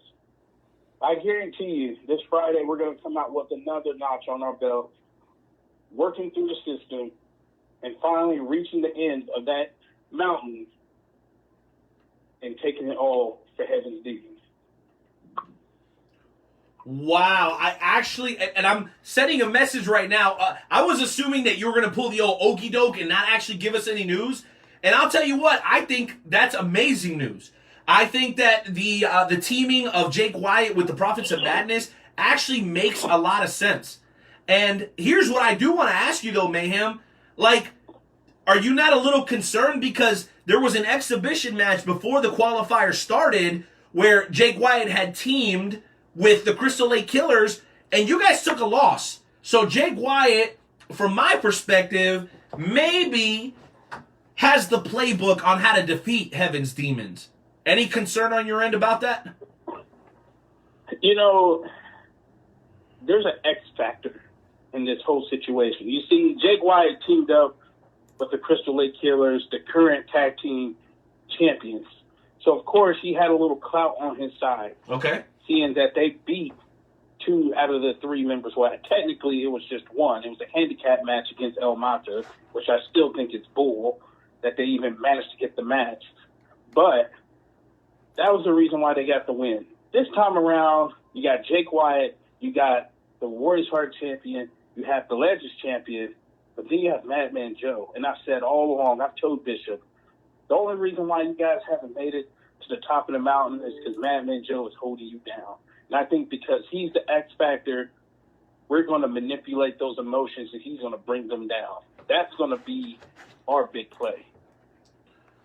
Wow, okay. Mayhem peeling back the curtain a little bit here tonight. Well, I do want to ask this question before you go. Jonesy, you had the opportunity to face Heaven's Demons in the first qualifier. Anything you want to share with their upcoming opponents? Man, I must say it was a very, very, very tough match. If I'm not mistaken, I think that El Mata may have threw a little bit of salt into my eye, but we still doesn't surprise me. Did what we do best, and we got something our new move, the tadpole splash, which is I jump off of the bottom rope on the slash. Buckus jumps off the second rope and does the splash, and then Hulk Hogan jumps off of the top rope and does the splash. The tadpole splash, ladies and gentlemen. All right. Well, I think that is pretty amazing, and who knows? You know what I mean? I think the Hefty Boys are a long-term proven trio here, and maybe next time around, right? I guess this is supposed to be happening every 6 months. Is that right, Mayhem? Every 6 months is when the tournament happens? Yep, that's what it's supposed to happen. So every 6 months, we're going to try it again, and maybe people need to have a new mix for their trios to get that right combination to take arguably the top 3 people in the FWWC. So it's going to be exciting, and hopefully after this first go-around, we'll have more people join in and just grow this thing. Right, But before I go, I do have one more thing I want to say. Go ahead. And that's tomorrow. Huh? Yeah, go ahead. Okay, I thought you was going to cut me off again. Well, tomorrow, Jake Wyatt, I know we got a big battle royal to figure out who faces you for that United States Championship, and I'm letting you know now that I am going to be a triple champ at the end of SummerSlam. And one of those belts is coming home, and that's yours. So keep your eye on that. Wow. Well, Marcus Mayhem, for once, I'm actually glad you called in because you brought a lot of great information. Maybe this is the beginning of a new friendship where you can actually call in and be respectful to the moderator, get your message across, say what you got to say, and then just go off peacefully, man. Is there any chance that we might be able to get along moving forward? I mean, what is this? It feels weird to me. Don't get your hopes up, okay? I mean, you have a better chance of, I don't know. The chances are pretty low, all right? All I'm doing is trying to promote something that me, El Mata, and El Diablo got started. But I don't know. We'll see. Well, maybe if you start, paying me to come a little bit more, paying you? I'll think about it. I'm not paying you anything, Mayhem, and I'm just happy you didn't call me names for once. It'd be like the first time ever. So I guess thank you for not being mean for once. I guess. Hey, you know what? It's the first time for everything, but I gotta go. Okay, I gotta go, but I gotta go pay your bills. So I'll talk to you later. Peace. All right, ladies and gentlemen, a surprisingly modest Marcus Mayhem. Hey, maybe he did just have business he wanted to take care of. Either way, I'm glad he didn't call me any names this time, Nightmare Jones, because I get about enough of that from you every single time you're on the damn show. All right, well, with all that said, we're going to go ahead and move on. We do have a few more callers we got to get through here through the FWWC segment. So far, so good is all I'm going to say, man. Every caller has absolutely been on fire. Up next, ladies and gentlemen, is a gentleman who resides in one of the toughest neighborhoods in the United States. He's a fighter. And not only is he willing to take on one opponent at a time, but 2, 3, or 4, whatever's necessary so that people will put some respect on his name and the name of Columbus Park. Ladies and gentlemen, welcome to the show. First time in a long time, the one and only Big T, the Paisan. My man, Nidell. Good to hear from you, T. What's up, Chico? Columbus. You see, Big T is not in Columbus Park. Big T is actually 4 hours away, residing in the Hill at this moment, handling the business. How you gentlemen doing the other night? Well, it's good to have you on. The Hill in St. Louis, a traditionally Italian neighborhood, that doesn't surprise me at all.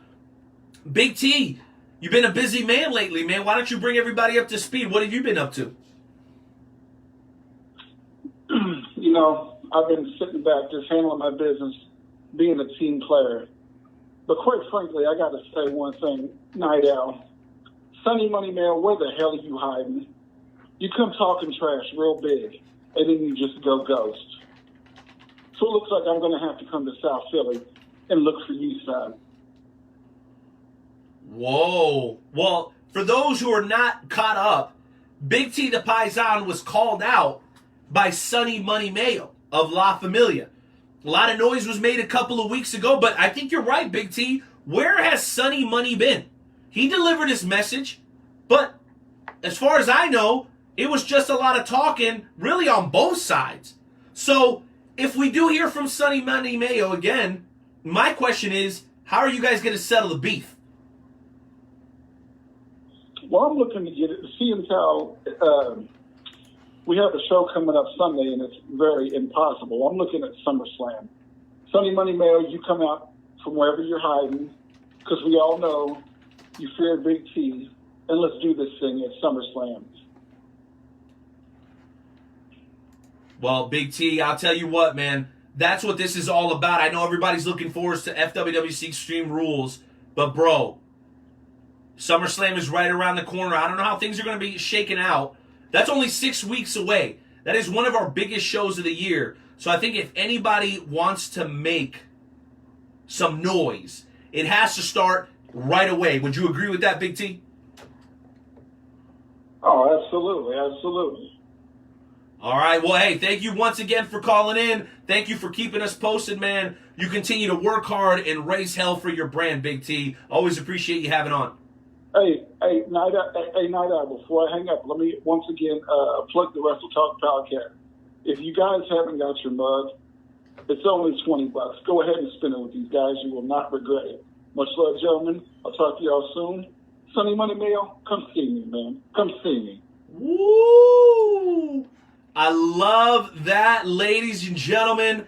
And that, unfortunately, brings us to the conclusion of the Wrestle Talk Podcast FWWC segment. Sister Hoss is still on hold. We love you. KOB, sorry you got cut off.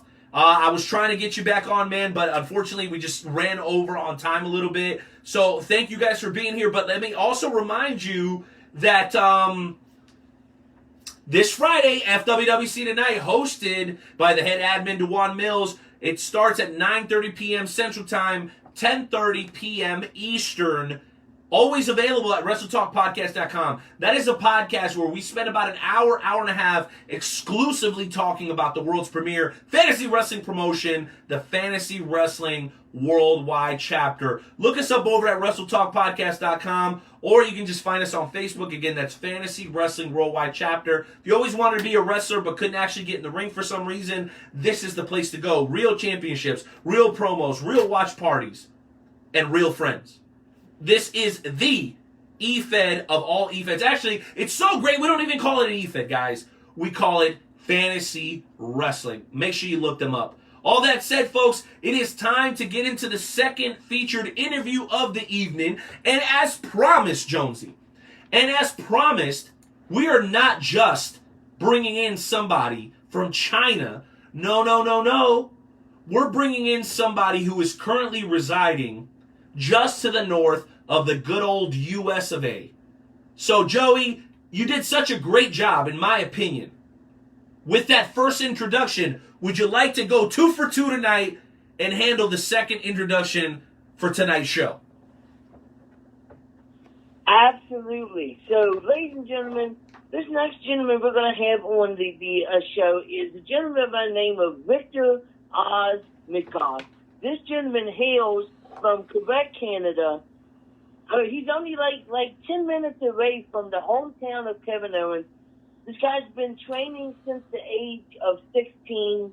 He had a lower back injury, but that did not stop him from pursuing a career in professional wrestling. He may have not been able to wrestle very much afterwards, but he still was involved in professional wrestling. Ladies and gentlemen, it is our honor to bring on Rickter McGoth. We got a little bit of music.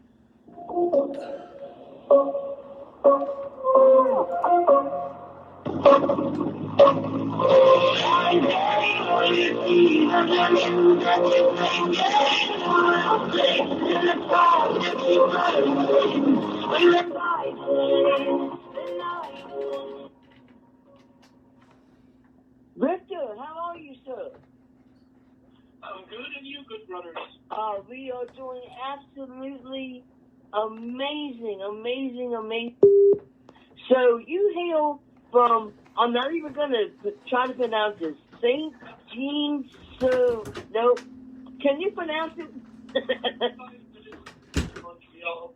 I moved about a month ago from Montreal to Saint-Jean-sur-Richelieu, which is, like you mentioned, about 10 minutes away from Marieville, Quebec, which is Quebec-Winterfeld. Okay. The same city as PCO, actually. Okay. PCO, okay. We actually had PCO a couple weeks ago on the podcast. Great gentleman. Great gentleman. So you started training to be a wrestler at the age of 16. Like that is a very, very young age to start wrestling. So I'm guessing that you've always known that you wanted to be a professional wrestler. Almost, yeah. Like, when I was younger with the family and everything, watching old pay-per-view, and actually it's my grandmother that introduced me mostly to wrestling. Watching all the show on Saturdays, like it was WWF, Shotgun, and stuff like that. Yeah.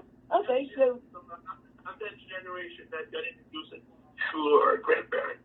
Okay, so I'm guessing that you were big fans of the Quebecers.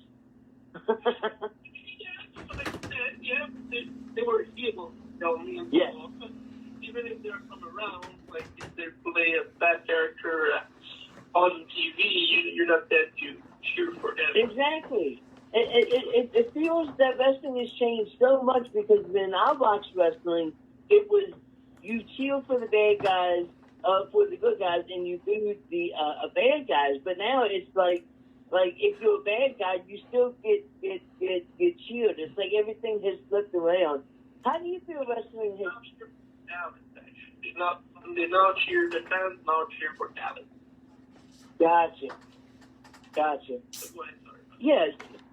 So how do you feel that wrestling has changed throughout the years since you started your professional wrestling career?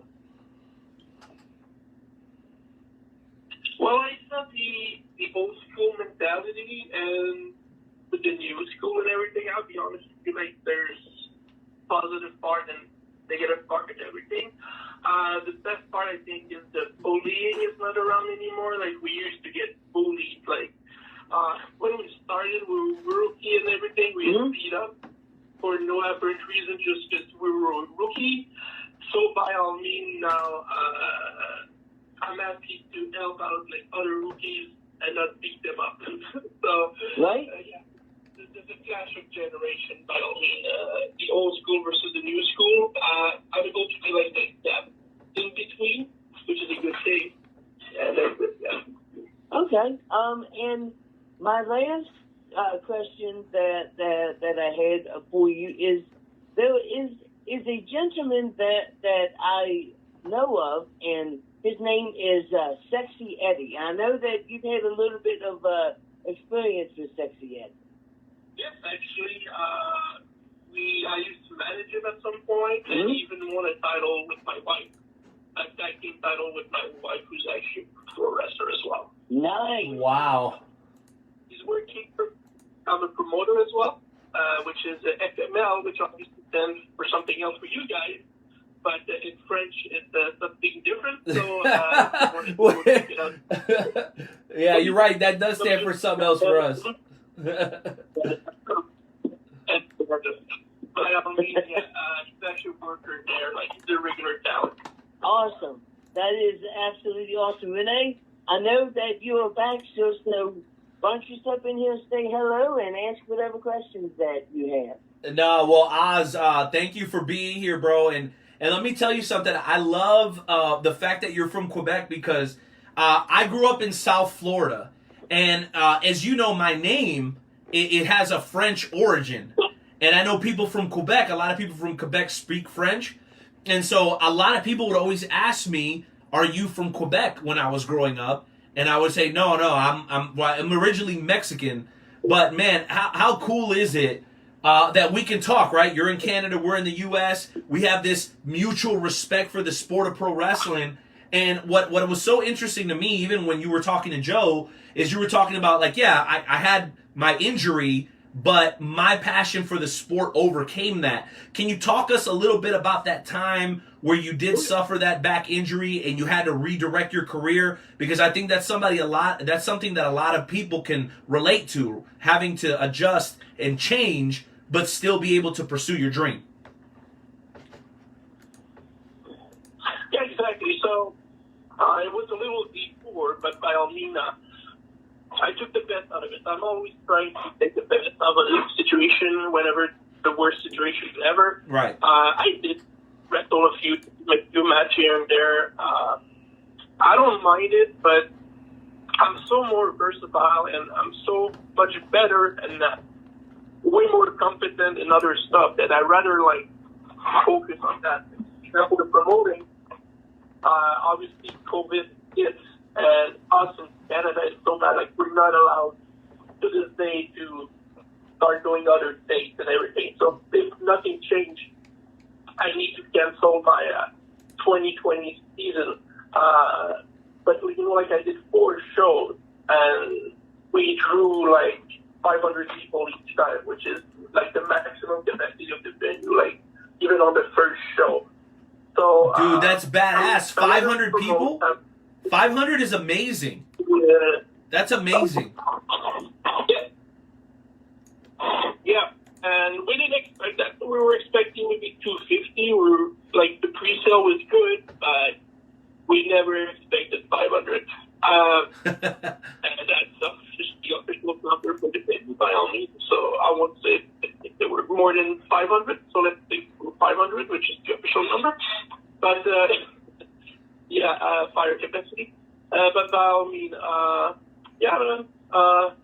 and then I'm editing for Fight Network as well. I'm editing IWS, International Wrestling Syndicate, for Fight Network, over here in Canada as well as the US. And I'm doing tons of logo, like t-shirts and stuff like that at the Makeup brand. So that's actually how I met up with you guys, because a guy I did a logo for, Nightmare, actually asked me for a logo, and then he gave me my information to you guys to come talk to you tonight. Yes. Awesome. Love that. I love how we're making those connections. That's really awesome. That's called networking, Renee. That's called networking. Yes, sir. I totally dig that. Well, my second question was something that I want to use the opportunity to help other up-and-coming talent, because here on the Wrestle Talk podcast, we frequently have young up-and-coming talent, like you heard in the first hour with Connor Doherty, Mad Dog. He's only 3 years in the game. He's doing a lot of great things. So I know you've worn a lot of hats in the world of professional wrestling, but your booker hat, your promoter hat, I think is the one that intrigues me the most. So when you are looking for talent, Oz, what exactly are some of the things that you're looking for from the people that you're thinking about putting on your shows? Okay, so obviously, product is all about, like, every wrestler is a product, okay? So there's a way, like, the way people talk, the way people treat other people online and social media. One thing, I don't like drama, so I'm avoiding talent that would cause drama. That's the first thing. Obviously, I always like recommendation of talent.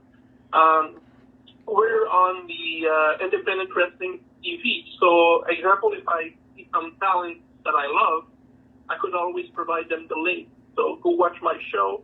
If you like my product, by all means, I'll be able to work out something out.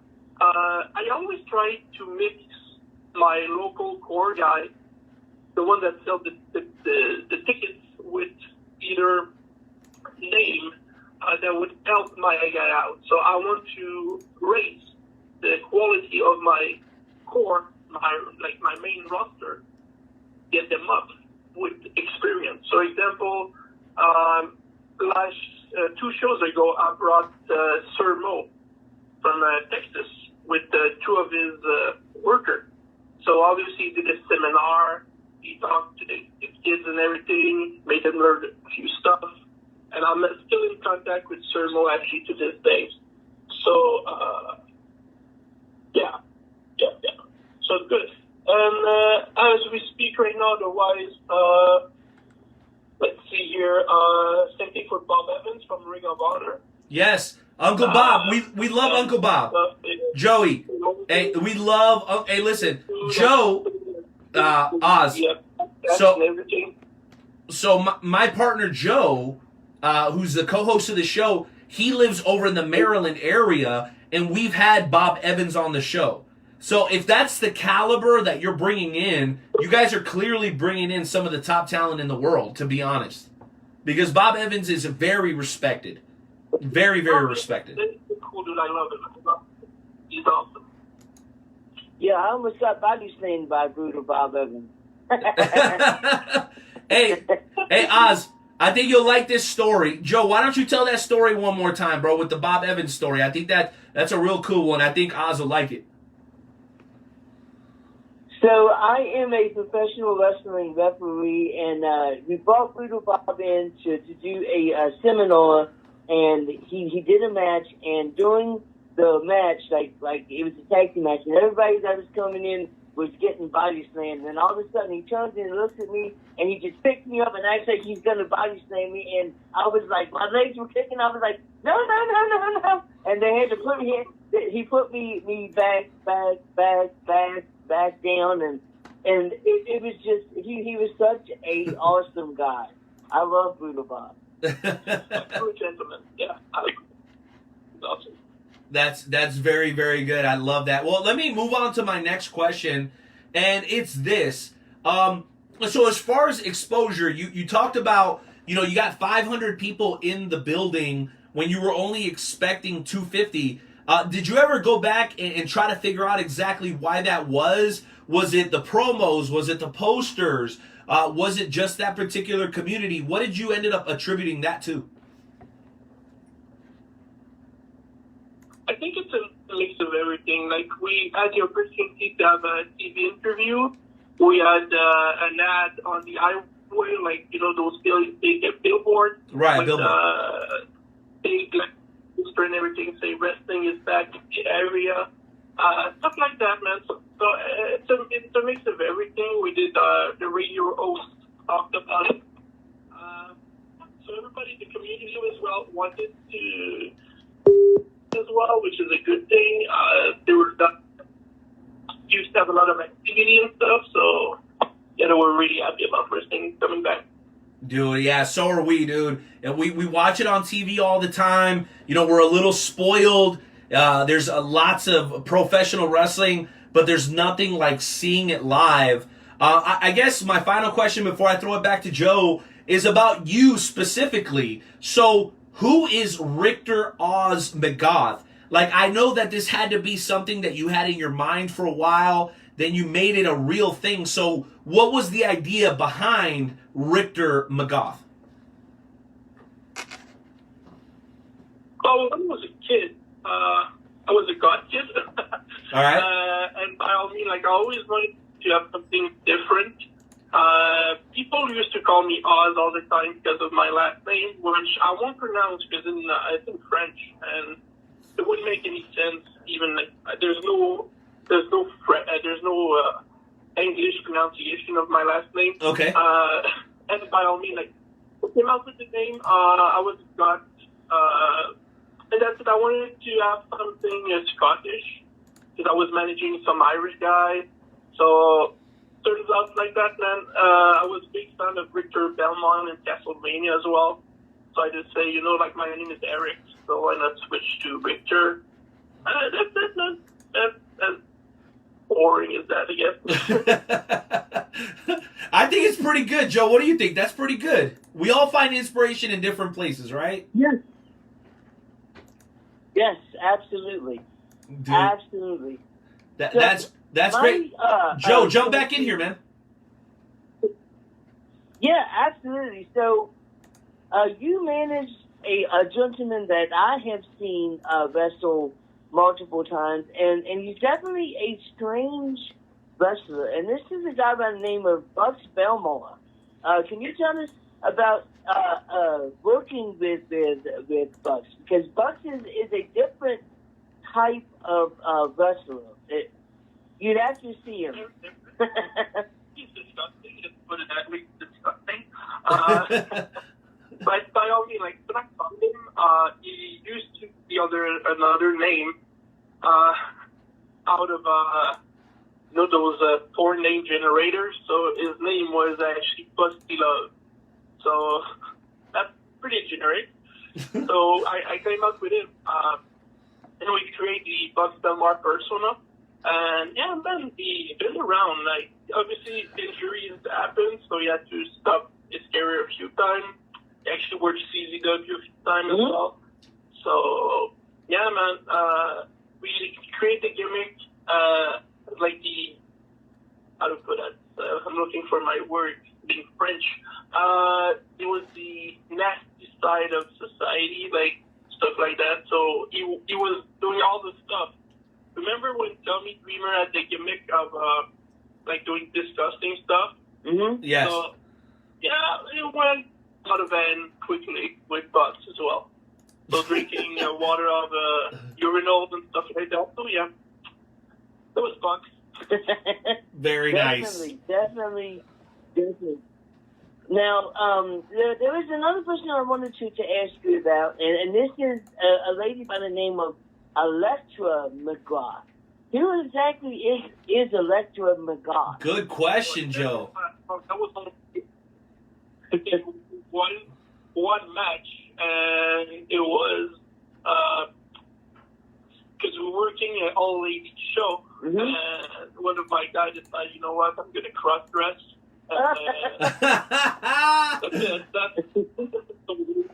We end up working a girl over there with fun. That was a reason, like, we created Rickter McGoth just to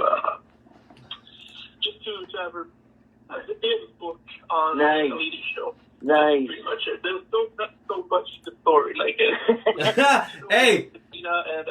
Hey, Oz, you gotta give us our credit. We do our research, right? Yeah, I see that. Thinking like that, like Rickter McGoth. Oh yeah, okay, right. Good job, Joe. That's good stuff. You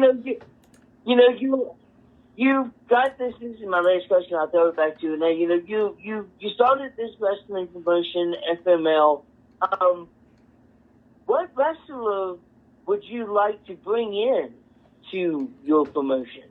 Like any wrestler, wrestling for AEW, WWE, Ring of Honor, who would you like to bring in to the promotion? Obviously, the local guy, PCO, is always a good get. Right now, he's under contract. Whoa! That would be PCO. A brainer. Yo, wait a minute. PCO was one of our featured guests for episode 300 of the Wrestle Talk podcast. Much love to PCO. Thank you for bringing him up, Oz, because episode 300 was a big deal for us, and he was so awesome, man. What a great guy. We love PCO. Absolutely. He's from the actually town where I'm running and where I'm living now. So by all means, that would be a no-brainer. The Dark Order is two friends of mine. I know them since forever. That could be a good one as well. Going with local, I had spoken before COVID with NWA for Nick Aldis as well. So, yeah, sky is the limit. Nice. Wow. That would be awesome. All right, well, Renee, why don't you come in here with whatever questions that you have, and then we can get into the game show challenge stuff. All right, no question. Well, thank you very much, Joe. And I do have one final question. The question is this. Obviously, the mainstream audience, they usually are watching something like New Japan or WWE or AEW. The question is simple, Richter. What do you watch when you're not dealing with your own promotion? What do you like to watch on TV when it comes to professional wrestling? A bit of everything, to be honest. Like, I'm watching a lot of independent wrestling.tv for scouting for talent, like talent that I like to bring. Example,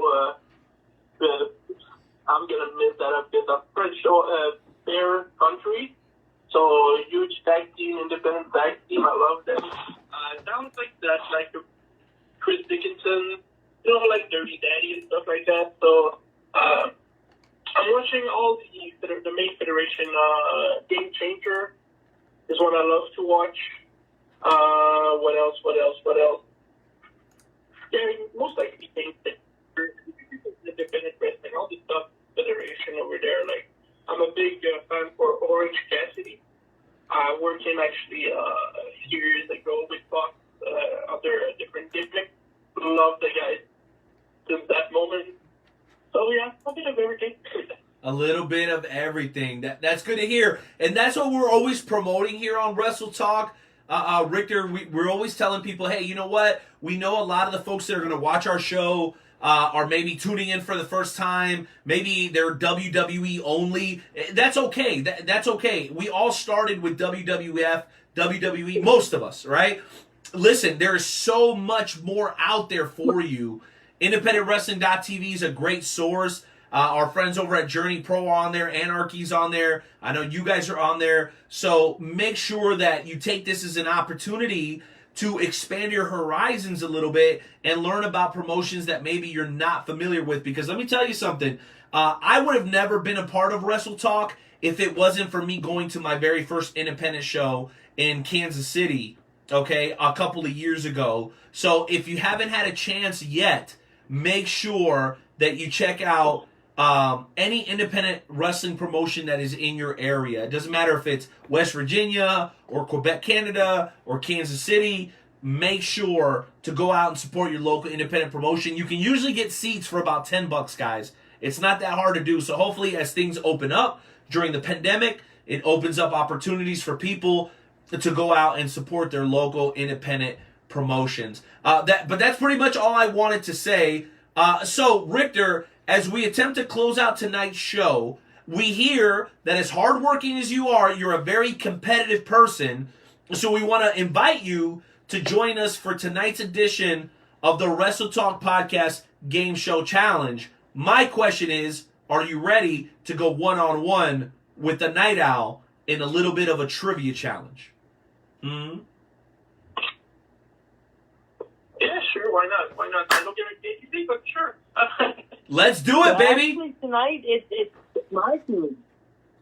Tonight it's my tournament, so you should have it in your inbox. I do. I'm gonna go ahead and play.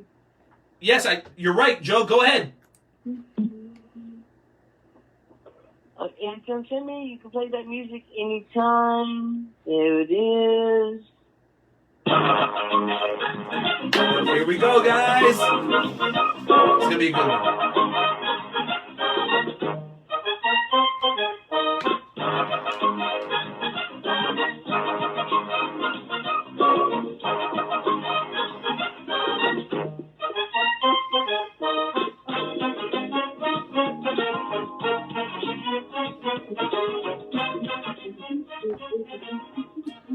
All right, and you know what, folks? I am always used to being the one that has to compete, but now we're switching back and forth between myself and Joe. So I'm excited to be able to host tonight's edition of the Wrestle Talk Podcast Game Show Challenge. Let me remind everybody that Mad Dog Connor Doherty was on with us a little bit earlier, and now we're talking to the extremely talented and hardworking Rickter McGoth of FML.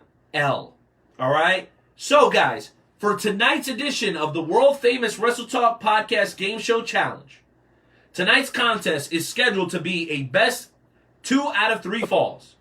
Our contestants are Wrestle Talk's very own Nightmare Jones versus Rickter McGoth. In a few moments, I will ask 3 questions about a particular professional wrestling topic. Whenever you think you know the answer to the question, just shout it out. The first person to win 2 falls will win tonight's game show challenge. Do you gentlemen understand the rules? Yes.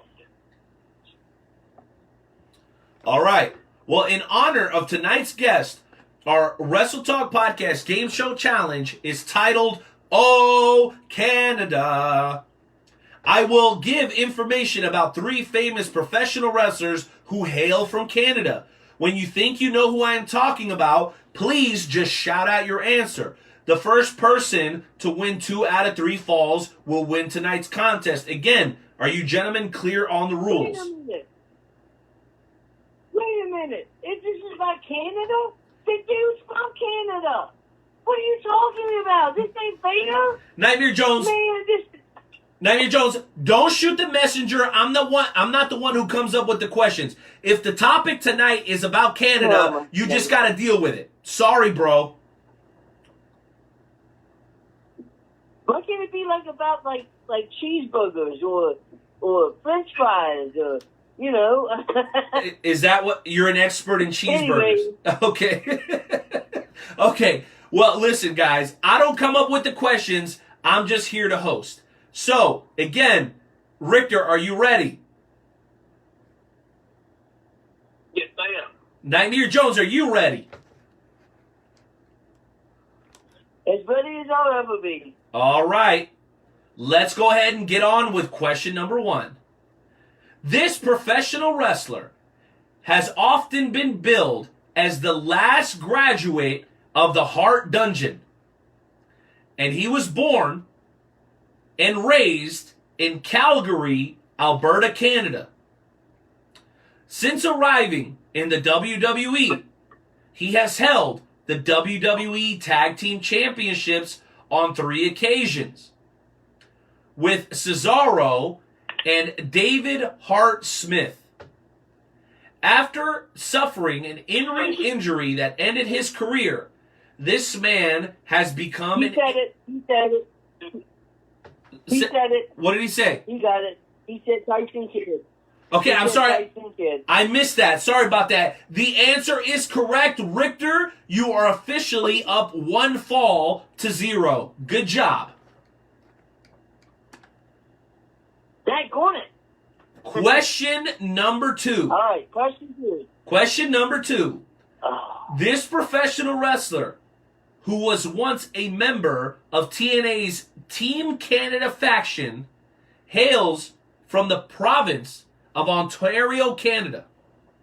Over the course of his career, he has held the NWA Tag Team Championship and the TNA Tag Team Championship. He defeated his own partner. That is correct. Bobby Roode is correct.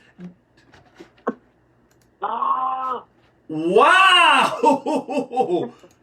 An amazing job going up 2-0 tonight and really winning tonight's Wrestle Talk Podcast Game Show Challenge. That said, Jonesy, you have the opportunity to get at least 1 correct and not be swept tonight. Would you like to continue? Why not? Why not? Let's do this. Hopefully I can get at least 1. All right. No. I think Victor's got the answer. Dude, Richter has got the beat on you tonight, man. Oz is on point. All right, let's move on to question number 3. This professional wrestler was born in Laval, Quebec, Canada. During his career, this man has held many championships, including championships under the mask at PWG and at Ring of Honor. After he said it. He said El Generico is correct. Ladies and gentlemen, we have a sweep. We have a sweep. Oh my God! Richter Oz McGoth here is your victory music. Hey! All I do is win, win, win, no matter what. Got money on my mind. I can never give it up. And every time I step up in the building, everybody's hands go up. And they say there, and they say yeah, and they say there. Rickter, congratulations on a huge win. You officially swept Nightmare Jones. Sir, how do you feel? I feel great, man. Best day ever. I feel like I was born for this.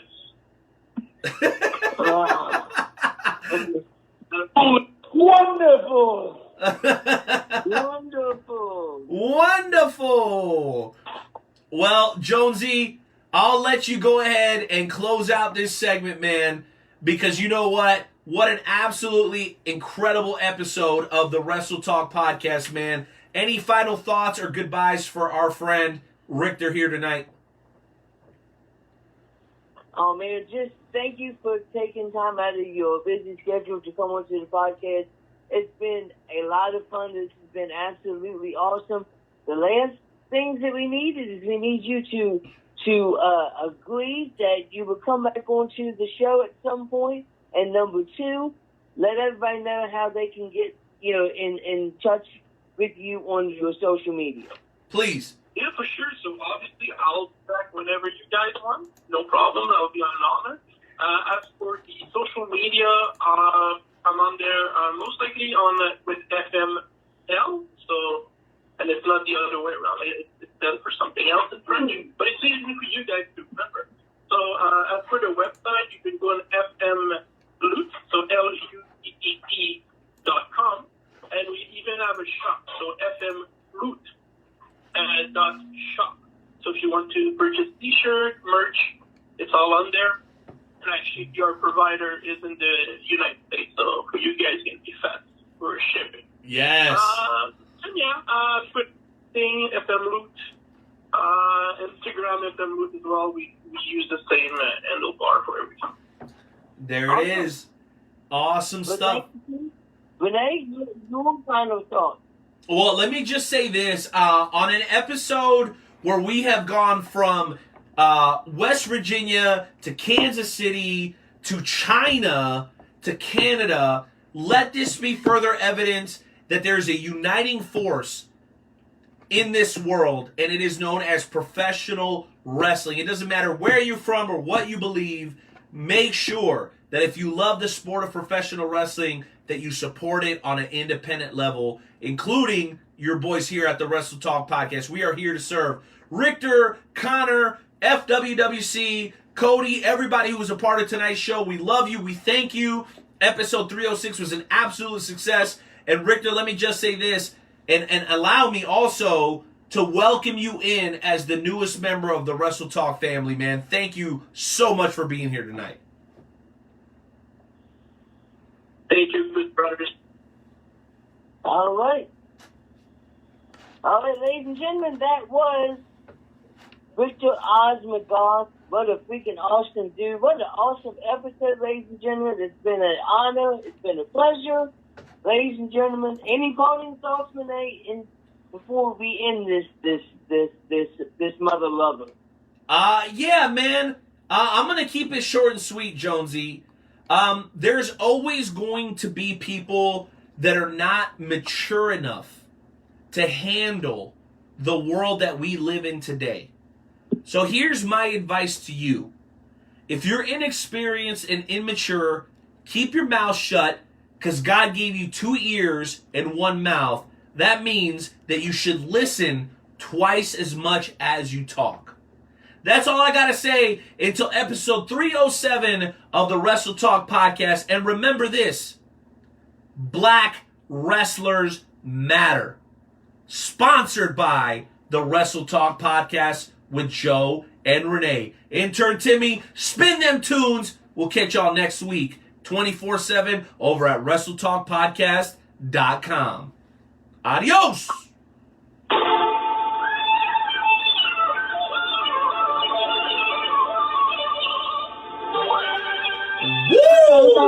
Let that play, baby.